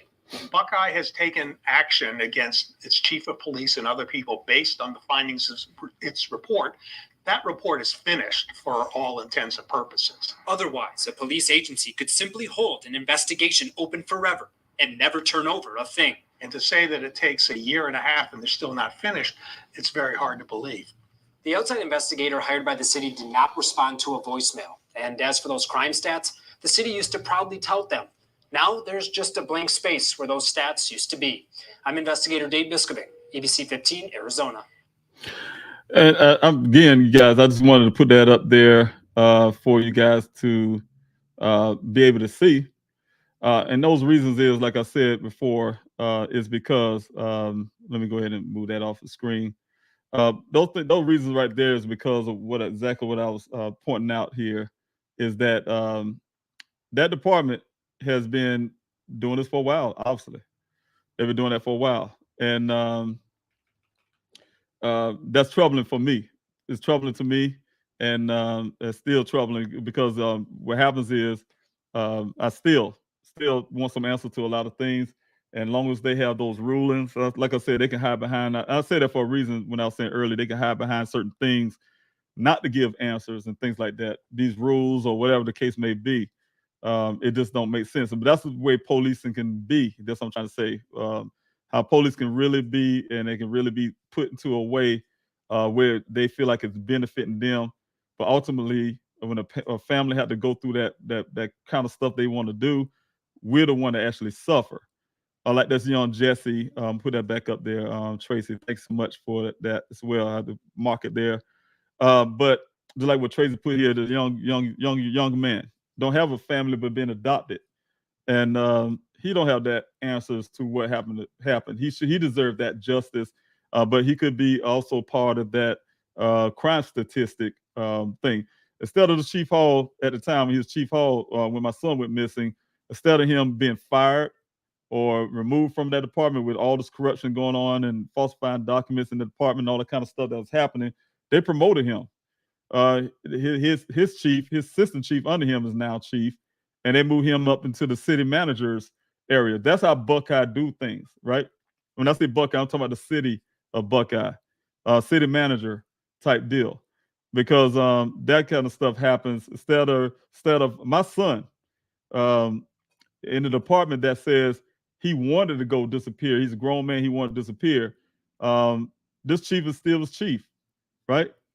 All the information that my investigator found, and I can put out some stuff about that as well. Law enforcement know about those things I cannot share in the public, but he still got promoted somewhere, you know.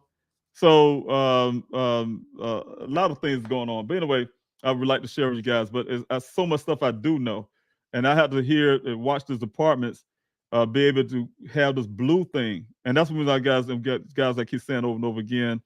I walk the fence when I want to say there's such thing as good cops, right? Because I really believe there are. I believe that a lot of people, just like myself, when I joined the military, you want to do some good, some kind of do something that's bigger than yourself, right? To help other people. That's the reason why I'm starting the foundation. So I really believe there's people out there that do things based on what happened to other people. They really want to make a difference, right? At the same time, when I say I had to walk the fence on that, because I use the analogy all the time.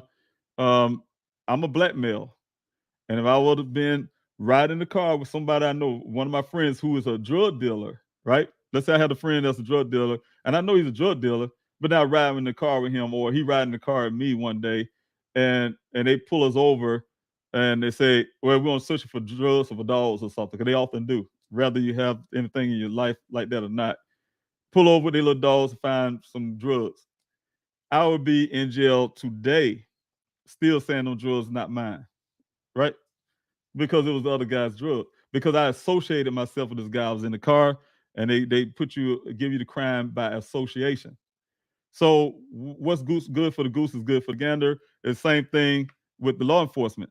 If you're a law enforcement agency, I don't care if you're the FBI, whoever, another police department, neighboring city, or whatever the case may be, and you can watch the corruption. You officers, you watch the corruption that's going on in the department, probably in your own department as well. And you watch some things that go on, and you don't say nothing. You stick behind this blue thing, and you see a family like mine suffering from the stuff that's going on, and you're not moving. Then you're a bad cop. There's no way around that. You're a bad cop by association, because you have a job, and you're sworn to serve and protect the community, and you're not doing that. You're a bad cop. So that's what I'm saying. That'll make the question right that thin line on that fence to say, is there really are good cops out there? Because it's no such thing as some would say there's a few bad apples in our department. Yeah, there's a lot of bad apples in the department, but you're not doing anything to get rid of those bad apples until that scrutiny come down on the department, and then you are forced to do something about that bad apple. But you knew about that bad apple a long time ago, but you didn't do anything about it. So that make you a bad cop. So that's the kind of stuff I'm talking about. So when I say that, you guys, you got to look at it that way, and that's the facts.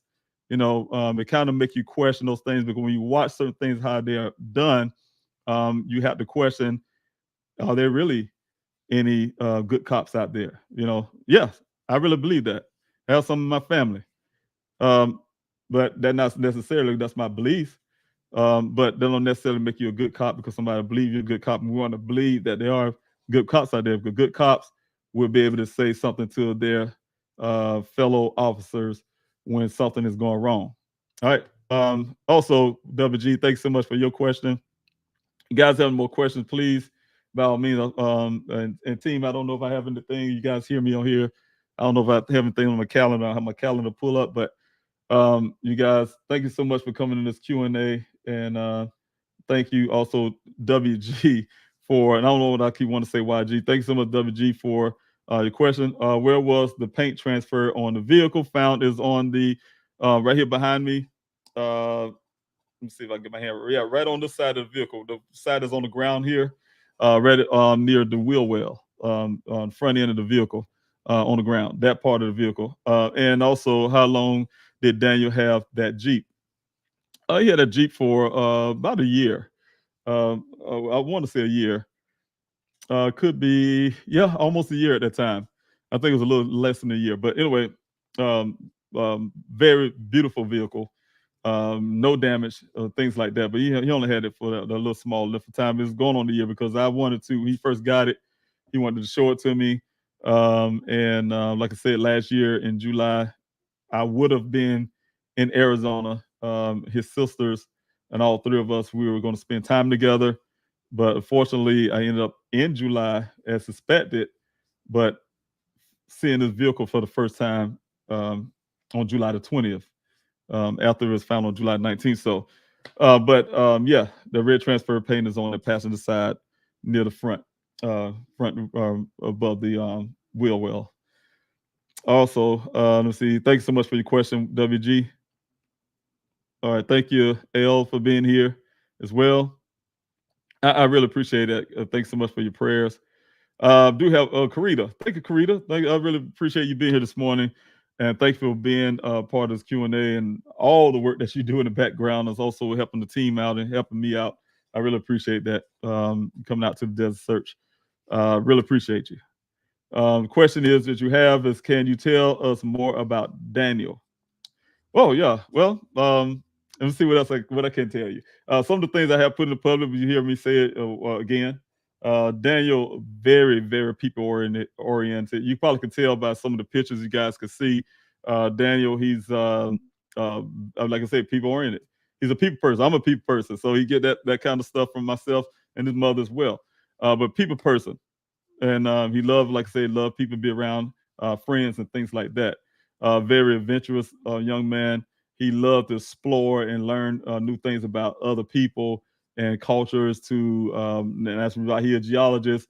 He loved nature. So he have a wide range of that also. But Daniel was young, as you guys probably hear me say over and over and over again. Of course, he was born with one hand. He was born with his left hand without his right. And one of the things about Daniel, as you guys heard me say, and I'm saying some of the things you probably heard before, is that when he was little, of course, it was something that his mother and I at the time when we were married, we used to talk about him. We tried to find out all the things that we can do for him as a young man, young baby with one hand. All the things, the challenges that may be there for him growing up, right, going to school and things like that. But like I said, once he got older, to really understand, is one question that Daniel asked his mother one time, as far as I understand, because he never asked me that, but he asked his mother one time, and he never asked again. He asked where his hand was at. He did ask where his other hand was, and his mother told him, I think he was like 5 years old or less, and I think it was around that age. But anyway, she said that he asked her that, and she told him that God have his hand, and one day he's gonna give it back to her. He need his hand. God need his hand, and he would give it back to him one day, right? And that's the only time he ever asked about that. From that point is he never asked that question. But Daniel always know that he was a special person, and we saw that. We saw that he's a very strong child. His siblings said as well. He's a crybaby. He always had to be heard and stuff like that, right? And so when he was growing up, Daniel always liked to challenge not only himself, but he challenged his siblings. You guys hear me say that all the time. Daniel, he's I mean, literally, when I say challenge them, he a lot of times he'll get them in trouble because he's the youngest. And I think, hey, yeah, they're picking on him, but really, Daniel it was the opposite going on. But one thing, Daniel, he's always challenged them, whether for video games to academics. You want to outshine, them. So he was very strong kid. And we get to an age where we was able to start the prosthetics on him and things like that. His mother wanted him to have it, I'm sure, and I can understand the reason why. Her fear and her worry was that he would be picked on and things like that at school. Very smart, intelligent child, and he had to deal with other children. Of course, children can be the most cruel people in the world. We already know that. We all grew up. We all went to school. So some of the things like that was definitely in our mind growing up. Now, like I said, Daniel he always take it off. We always tell him to put it back on, his prosthetics. And Daniel kind of proved to us that he just didn't want it. Hey, look, this is what I want to be. I'm myself. I've been born this way, and I'm good, right? So he was teaching us. In other words, Daniel was teaching us that he didn't want prosthetics, and he remained that way. He taught himself how to. The first instrument I was in Afghanistan at the time. I remember him teaching himself. I think I was in somewhere in the military, and he taught himself how to play the French horn. Right, that was one of his first instruments he played. He's also did the trumpet, and I think he tried to mess with the trombone a little bit because his brother was a trombone player. Like I said, he's a challenger. Did very well. Excellent player of an instrument. He also, you guys haven't mentioned that, but Daniel can also sing. So we have a musical family. I do the same thing, play instruments. French horn, ironically, was my first instrument as well. And so he get a lot of that instruments and singing that's in the family. So everybody could pretty much sing and do things like that. But he did pick up those skills, and he often use them. So Daniel also tried to delve into sports. He tried to delve into lifting weights. And then, like I said, academically, he just shined. Daniel, I have never known Daniel to not. You guys can look at some of the pictures. You always see him with some medallion around his neck. He always winning something. He's always in the AAP classes too. These big, doing very good, well in his GPAs and things like that. And so he always winning some type of award academically. So Daniel did go to college. When he got there, all my children knew they was going to go to college eventually. They all wanted to. And once he got to college, he did mention that he wanted to be a geologist. But he did take the freshman year, and became undecided until he really got into that class. He really loved geology, and like I said, you guys, he excelled at that. Did very well in college with that. He also a person who helps start. He was a founder of one of the chapters of his fraternity. And also, so that allowed him to have a lot of friends. So he always doing something to travel with his friends. I used to have a nightmare in college with Daniel. He even went to Puerto Rico. I never been to Puerto Rico while he was in college. And so Daniel made sure he get out there and do what he want to do. Travel. He want to travel and things like that with his friends. But like I said, but very close to his family, very close to his family, very close to his friends. His heart is really big for his family. I guess told you guys the story before where during the COVID time, Daniel actually came to South Carolina just to see his grandparents. Of course, he didn't want to expose them to COVID because nobody understood COVID at the time. And but he was speaking to them outside the window or something. So the thing is, so that's just Daniel's nature to be that person that bridged that gap in the family. For me as a father, I miss him. I miss the times where he even aggravates me sometimes. When he aggravates me, come in and say some things like, "Oh, here you go, Daniel, cut that out," whatever the case may be. I would do anything to hear those moments. I would do some things that when he come to me, and I miss him coming to me, asking me for advice, my opinion about something, or he's very excited about his accomplishments, like he did a few days after before he went missing. He finished his computer that he built. He came to me about it because my major computer engineer, and he wanted some information about that, some stuff that he wanted to put in his computer, his personal computer, and he did it himself. He was very proud of that. I was proud of him with him, and so he does that as well. Very brilliant, very smart young man. So I can go on and on and on about my son, you guys. But there's a question. Can you tell us more about Daniel? I say like this: you met Daniel, you'll love him. I can guarantee you that. Can you tell us about the day he was born? Okay, I did mention that. His first words. I can't remember his first words. I want to say daddy, but I could be wrong. I'm sure he's probably said mama. Something he did to impress you when he was a toddler. Like I said, Daniel is what impressed me the most as a toddler is him playing video games, for one thing.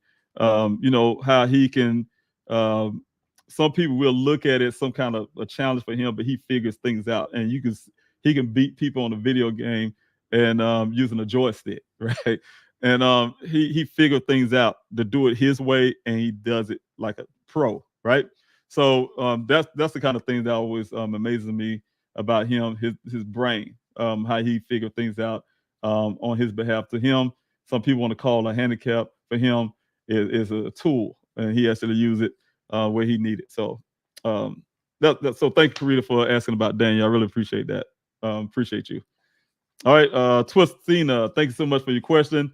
Have all the tow truck companies being contacted? Well, only ones contacted is, well, I haven't when it comes to that vehicle side of the road, the only ones in Buckeye, and they don't have any give me no information about the vehicle. I couldn't get it, so I tried to get it from Buckeye.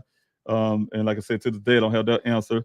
But when it comes to the vehicle towing, just from the scene here, yes, that company has been contacted by my investigator.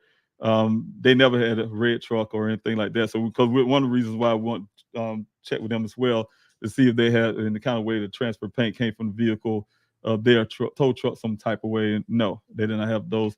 So so that's one of the reasons why we check with them.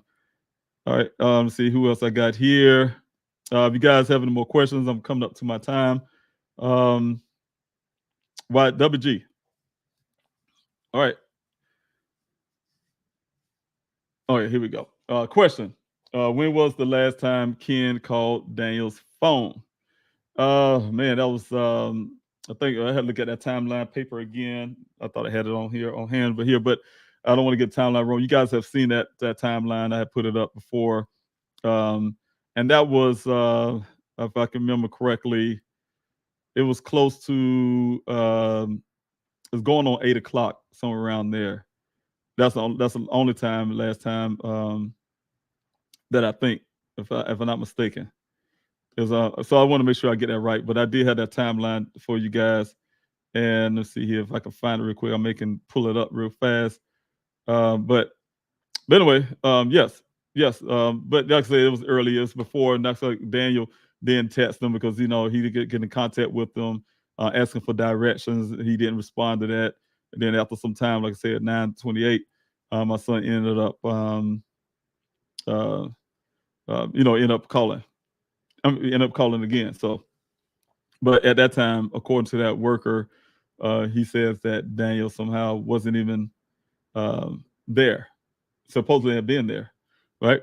And then another part, he told the second officer it was 9:30. So and then if he was there at 9:30, why he would be calling him at? He left at now. They got there at 9:30. Why he'd be calling 9:28? So, it's all that is all messed up. So it don't make sense. And you guys, that story could have been vetted a lot better than that. Thank you, Fruit Loop, for being here. I really appreciate that as well, for being here. I'm trying to make sure is this the same Fruit Loop that I do know when I met in Crime Con, not sure. But thanks so much for being here. Jeep Girl, thanks so much for being here. Terry C, thanks so much for being here. I really appreciate it. And Higher Training Equipment, thanks so much. Yeah, for that, Terry C, Ventures with a Purpose. That came to me 3 times now. But thank you so much. I really appreciate it. Thank you, Dog Defender, for being here as well. But thank you for being here. You're never late. Too late. You know what I'm saying? We still have that the Q&A this evening. So if you guys missed it this morning, your questions, I don't be able to get to it. Guys, please come back at 5:30 p.m. Arizona time, California time, and that's 8:30 p.m. Eastern time. So you guys, please come back and come with your questions if we have those. Pecan Pie. Thank you so much for being here this morning. Again, is there any possibility of sighting of is there any possible sightings of Daniel? Yes, all the time. When I say possible sightings, hold on a second. There are people who will say they seen people that look like Daniel. I have one that told us it was 1,000% sure. But to make a long story short, it turned out not to be Daniel so far. Any chance that the desert one was his last known location? Any chance that the desert was or wasn't, I guess, his last location? I'm going to answer both sides because I really not understand that last part. Yeah, there's always a chance to both. There's some indications that said, based on the information we know about the vehicle from my investigator, not Buckeye, which you guys read in the report, but from my investigator, that would suggest that there was probably a chance that his last location wasn't in the desert. That's why I don't rule out Tempe. My son is a resident of Tempe at the time. They have no indication, no proof that Daniel didn't make it back to his apartment. There's nothing that shows that the man's story at the well site was true, other than his words. The thing is, if they wanted to really know that, they could have got his cell phone pings. Obviously, he had cell service. He claimed he was calling the job from the well site, as well as whatever he was doing. So they could have checked his phone as well. But there's a possible sighting, yes, all the time. And as in both ways, yes, that's possible. There's a chance that his last location was in the desert or wasn't in the desert. A lot of ways I like to look at it, because his car was staged there, it was planted there. God forbid if something did happen to my son, they could have also staged him in that desert as well.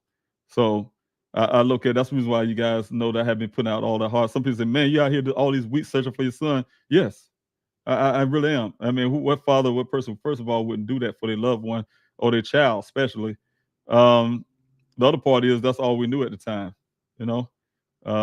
This guy, the Buckeye Police Department, want to just go with somebody's word, and not pull his cell phone, not pull him in. The last person that seen my son should be very dead in really deeply. That's all I can say. And then, so I had to go by what I knew. We had to go by what I know. But as time progressed, it's been over a year now. I know a lot more, a lot of things. Like I said, again, part of my own investigation, I can't say. I got law enforcement trying to ask me right now from the information that I gathered. So the thing is, what I'm saying is, yeah, it's a possibility on both directions. So I love to be able to put some things I do know out. You guys with your brains definitely can help me come there. But those are things I have to keep right now. So I'm really working on it. All right, thank you guys so much. I'm saying, if y'all have any more questions, please put that question there, the question mark there, the word question, or capital letter Q. Some indication where I can find y'all. I'm looking for new people who have been new onto this channel, as well as those who have been on a while. Thank you so much, PM channel, for being here. And thank you for your question. Will a day of remembrance be live streamed? I hope so. We're working on that. How did the event go at the rodeo? Oh man, thank you so much for bringing it up. Last weekend, you guys have been a part of the Black Rodeo, and that was introduced to me by one of the team members, and it went very well. It was a 2-day event. We was able to get thousands of flyers out. I was able to speak in front of a large crowd twice for 2 nights to put Daniel's story out, and that's the whole. I've been to so many events like with this event. Of course, the Black Rodeo was like different, of course, but I've been to events to do the same thing, get these flyers out and to be able to talk. So I've been fortunate to do that also with the Black Rodeo, and I tell you guys, we not only had the news crews there as well doing their story, so there was a lot of advantages there for Daniel. The way I look at it, to be able to get Daniel's story out there, it went really well. We was able to have the booth there. So for people to come up and shake my hand or ask me about Daniel's story firsthand. I was able to put a live on TikTok and also on YouTube. Was it on YouTube, TikTok, and some of the other social media, to be able to get people to come to the table, to our table, to get their information and stuff like that.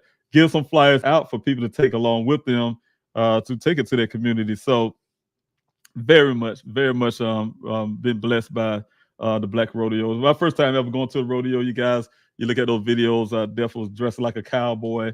But the thing is, it was a very good experience to be able to get those flyers out. So really grateful. So it went very well, PM channel.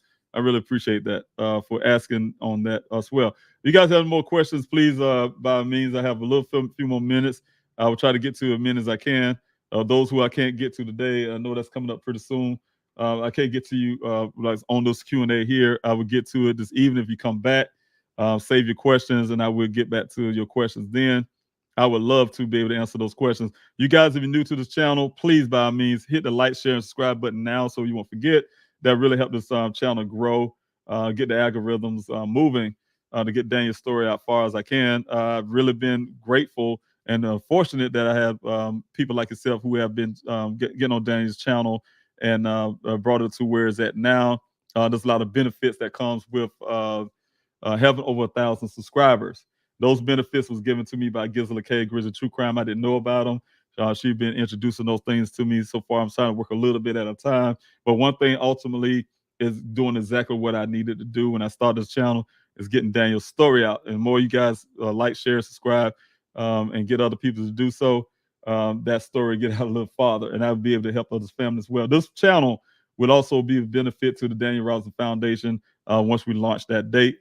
It'll also be a part of that as well. Question. Did you ever have those water notes that Daniel had screenshot looked at? You know, I tried, and I haven't done it recently. Like I can't find anybody I really, geologist wise, that I really feel I can trust with those. But I did try with one person who was up in New York at the time, and that fell apart. But no, recently, no. I still would like to know those answers. I would like to hear that from his job.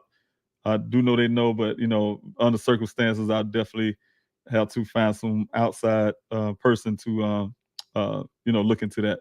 So no, I haven't to this day, and I'm still wanting to know those what those things mean on there, because a lot of people try to associate, and you can associate Daniel's disappearance along with his job. He's a geologist. He's a scientist. His job can shut down a whole. What he find out there in that desert, what they find in the water, they take it to these labs to get tested. What his job find can shut down a whole project. They supposed to be building this big smart city in that area for Buckeye. Gonna make Buckeye blow up, right? In terms of the smart city. And if those wells not producing over 100 years of water, and you see they having a water shortage here already, they can't produce that water, then they can't build a community. They've been trying to build, and I told you guys I've been doing homework when Daniel went missing, so I hadn't just ran out into the desert. I'm a soldier. I was gonna be Army. And one thing I know, you had to do a recon. You had to know about your terrain. You got to know about these things before you go put your foot down into a desert, right? So that's one thing that's kind of hindered me at the time to get the searches going to find my son. I was go out on that side of that road almost every day with my binoculars, wishing I could see Daniel out there in that desert. I didn't know nothing about it, and I had to go home at night in that hotel room and study about that desert. And I found out that they were trying to develop that place in the 80s on that road called Sun Valley Parkway. They used to call it the road to nowhere before they built those community surprise in some of these other areas back in the day. So there's a lot to that community. Question from Loretta. Thank you. How much closer are you to having forensics done on the vehicle? I'm very close, very close. And again, I'm telling you guys, and that's some things I may be able to share this evening, but I'm very close, and I'm really grateful, and I thank God for it. Like I told you guys, some positive things that happened, and I really want to share and put those things out. Have some counsel again. But yes, very close. Thank you, Loretta, for putting that out. Thank you guys for those who've been trying to help me when I was coming out, and asking you guys for funding to try to get these forensics done. And you guys have been trying to help. Of course, unfortunately, at the time, with everything else that's going on, I had to juggle all the finances together to try to make sure I'm here, make sure that I'm providing. When I was doing the search at the time, but providing avenue to be able to remain here and take care of some things here with the flyers and everything else. Those balances wasn't coming in the way it should come in to be able to fund that forensics. So that's the answer to some of these questions people have about things like that. I'm still trying to reach a goal for that, because I do have the vehicle. Still need to be the forensics on the vehicle. Still need the forensics on the airbags. But I'm pushing you guys. I'm pushing some things. Y'all don't know half the stuff I have to do in the background. I'm pushing to have those things done, so I don't have to come up with funding to do it. So I'm not just saying, hey, you guys help me get the forensics done. I'm also trying to help myself by having meetings to do what I have to do to try to get others to do that. Get those forensics done. That should have been doing that in the first place. So, and those others, you know what I mean by law enforcement. All right. Thank you so much. Also, Whitney, so much. But I'm not gonna wait on law enforcement. So when I don't wait on law enforcement, that means that I'm asking you guys to help me. So I'm just gonna wait and sit in my hand in my pocket. If I can do it myself, I have to. Can you do a freedom of information? I happen to see your question, Whitney. You guys have any question? Please put the word question there, question mark, and I will see it. But I'm assuming that was a question because I saw how I start off, Whitney. Thanks so much for coming in on the Facebook side.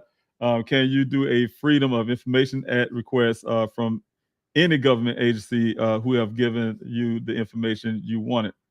Who hasn't given the information? Yes, and I put in a lot. Saying freedom of information. I have one now waiting right now on with the department that I'm trying to get some information on. I want to share with you guys as well. Sometimes when you do these requests, they have to provide the information.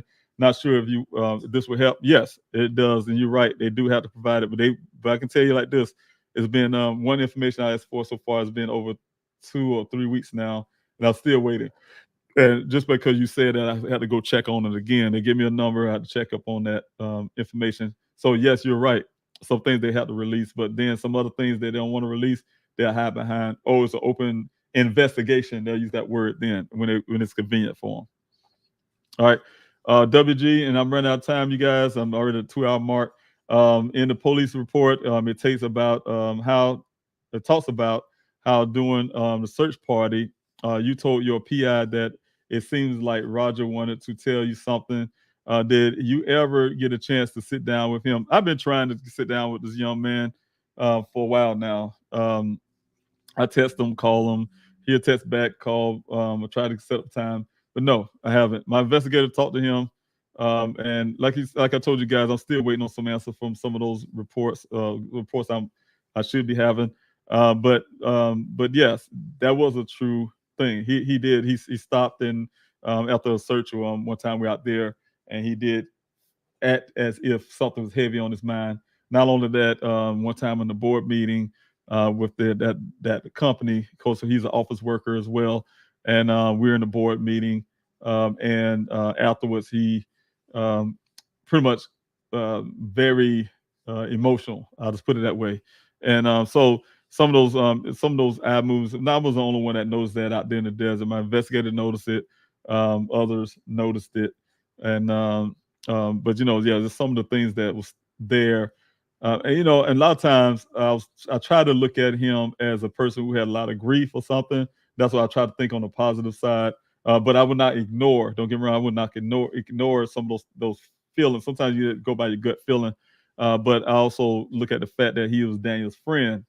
Off the job as well, and I thought that maybe he's feeling a lot of the pain of Daniel going missing. So that's some of the things because Daniel is a very friendly person, like I told you guys, and he have a lot of friends, and especially from college, and people that know Daniel would know his personality and how he is, and one of those things would be just that to get close to Daniel and to know that he's missing, especially to get to know Daniel, you'll know that Daniel would not do anything without letting somebody know.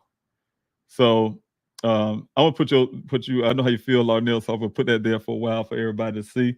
And I really appreciate that you putting that there because you know what I have to deal with when it comes to that department.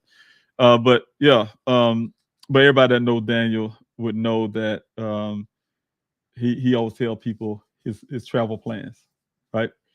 You can't take things.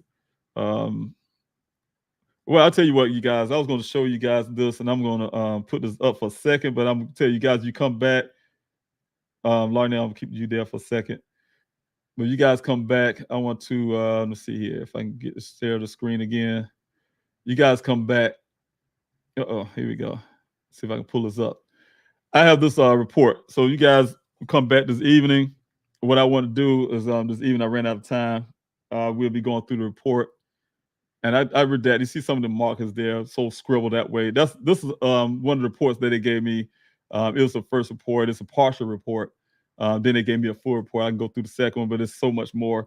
I was going to go through and be able to show y'all the original report. And the second report, when I say second report they gave me, I have marked on top. I wrote that when I first got it.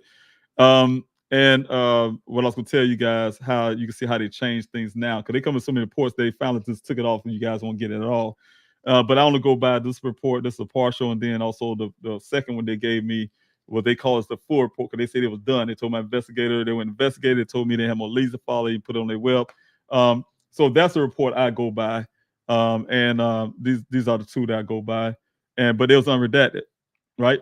So I had to do a lot of redaction myself. There's some little areas there they redacted, but most part of this report that I have is unredacted. So as you guys can see, there's information. I redacted what I need to redact myself, because names and things like that. But what I wanted to get to is coming down this area here, and I would do it this evening. I just didn't have time this morning, but you see it like the highlighted yellow.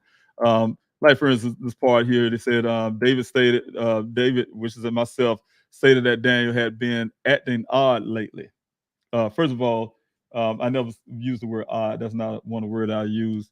Been odd lately. I asked David if he can explain what he meant by this. David stated within the last few weeks. Now, first of all, that's false. Daniel had told him he met, and that's the funny part. He said that. That's something I didn't say. I'm gonna tell you the reason why I know I didn't say that at the time, because I first heard about this young lady 2 days before my son went missing, about 2 or 3 days before, when I had my last conversation with my son before he went missing. That's when I first and ever heard about this young lady. So it wasn't no weeks. So I don't know where they get that from as well. That he met this.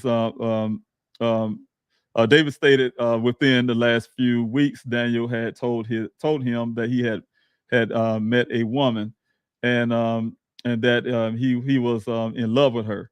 My son had never expressed that, and I don't know where they get that from. I never said that to this. That's why you guys can see right here on the end here, I put little marks I have to say. So I'm gonna be going back through this when I'm saying this evening to try to go through some of these things, that this little small stuff, guys, in the report that really angers me, because that's some stuff that never came out of my mouth. I don't know why this officer viewed that and put that in something I said, that he was in love with. My son ain't never used the word love to Caitlin. He never used that. He never expressed that. Only thing he ever told me, and I was really upset with him as a parent, that he told me that he spent the night with his woman, he slept with his woman, and he's in some woman's house with this other young lady that we still don't know who she is. But the thing is, him doing something like that, and he's very brilliant. And as a father, my son is very brilliant. I thought it was the dumbest thing. I told him, I said it just like that, pretty much. You're the smartest. That was the dumbest thing you've done for a smart person. You know what I'm saying? The dumbest smart person I know, in a sense. I think I said something similar to that.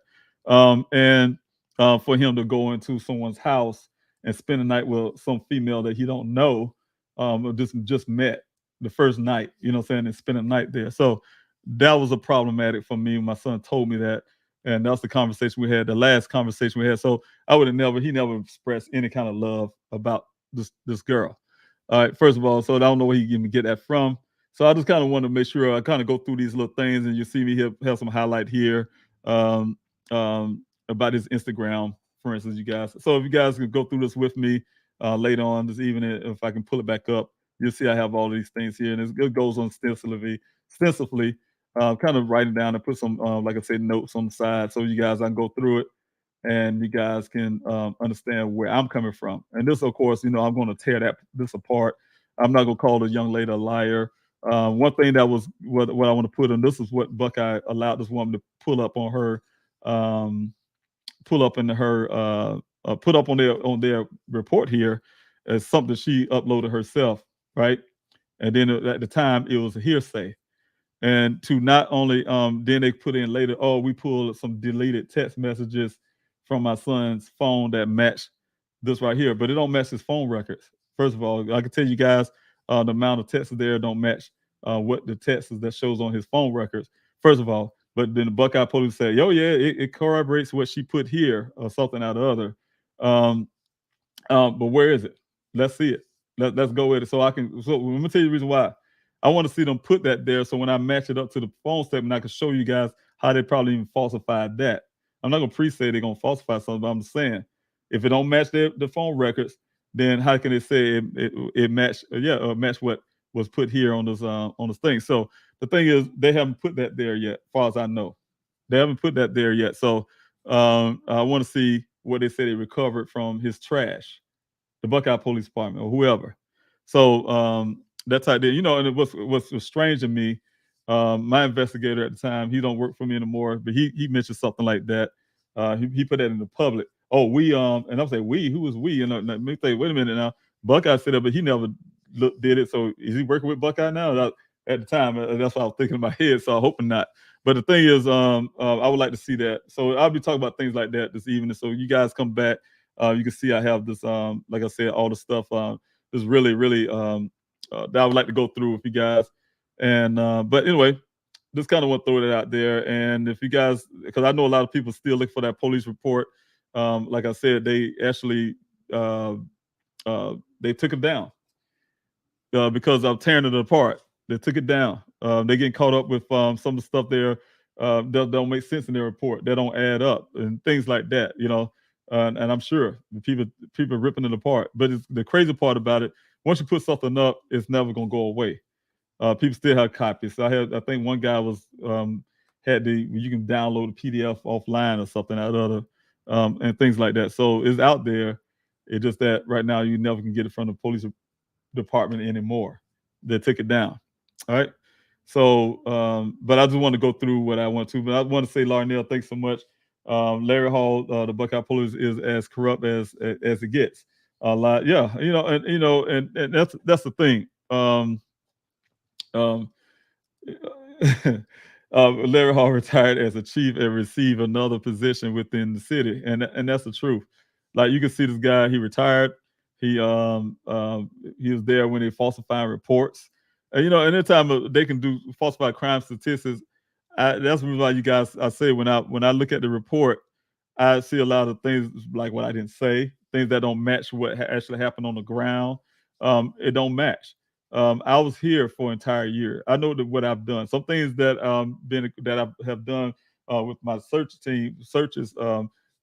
been credited to the Buckeye Police Department. I even had to one time correct Maricopa County's medical examiner's office when they gave Buckeye credit for the human remains that we found.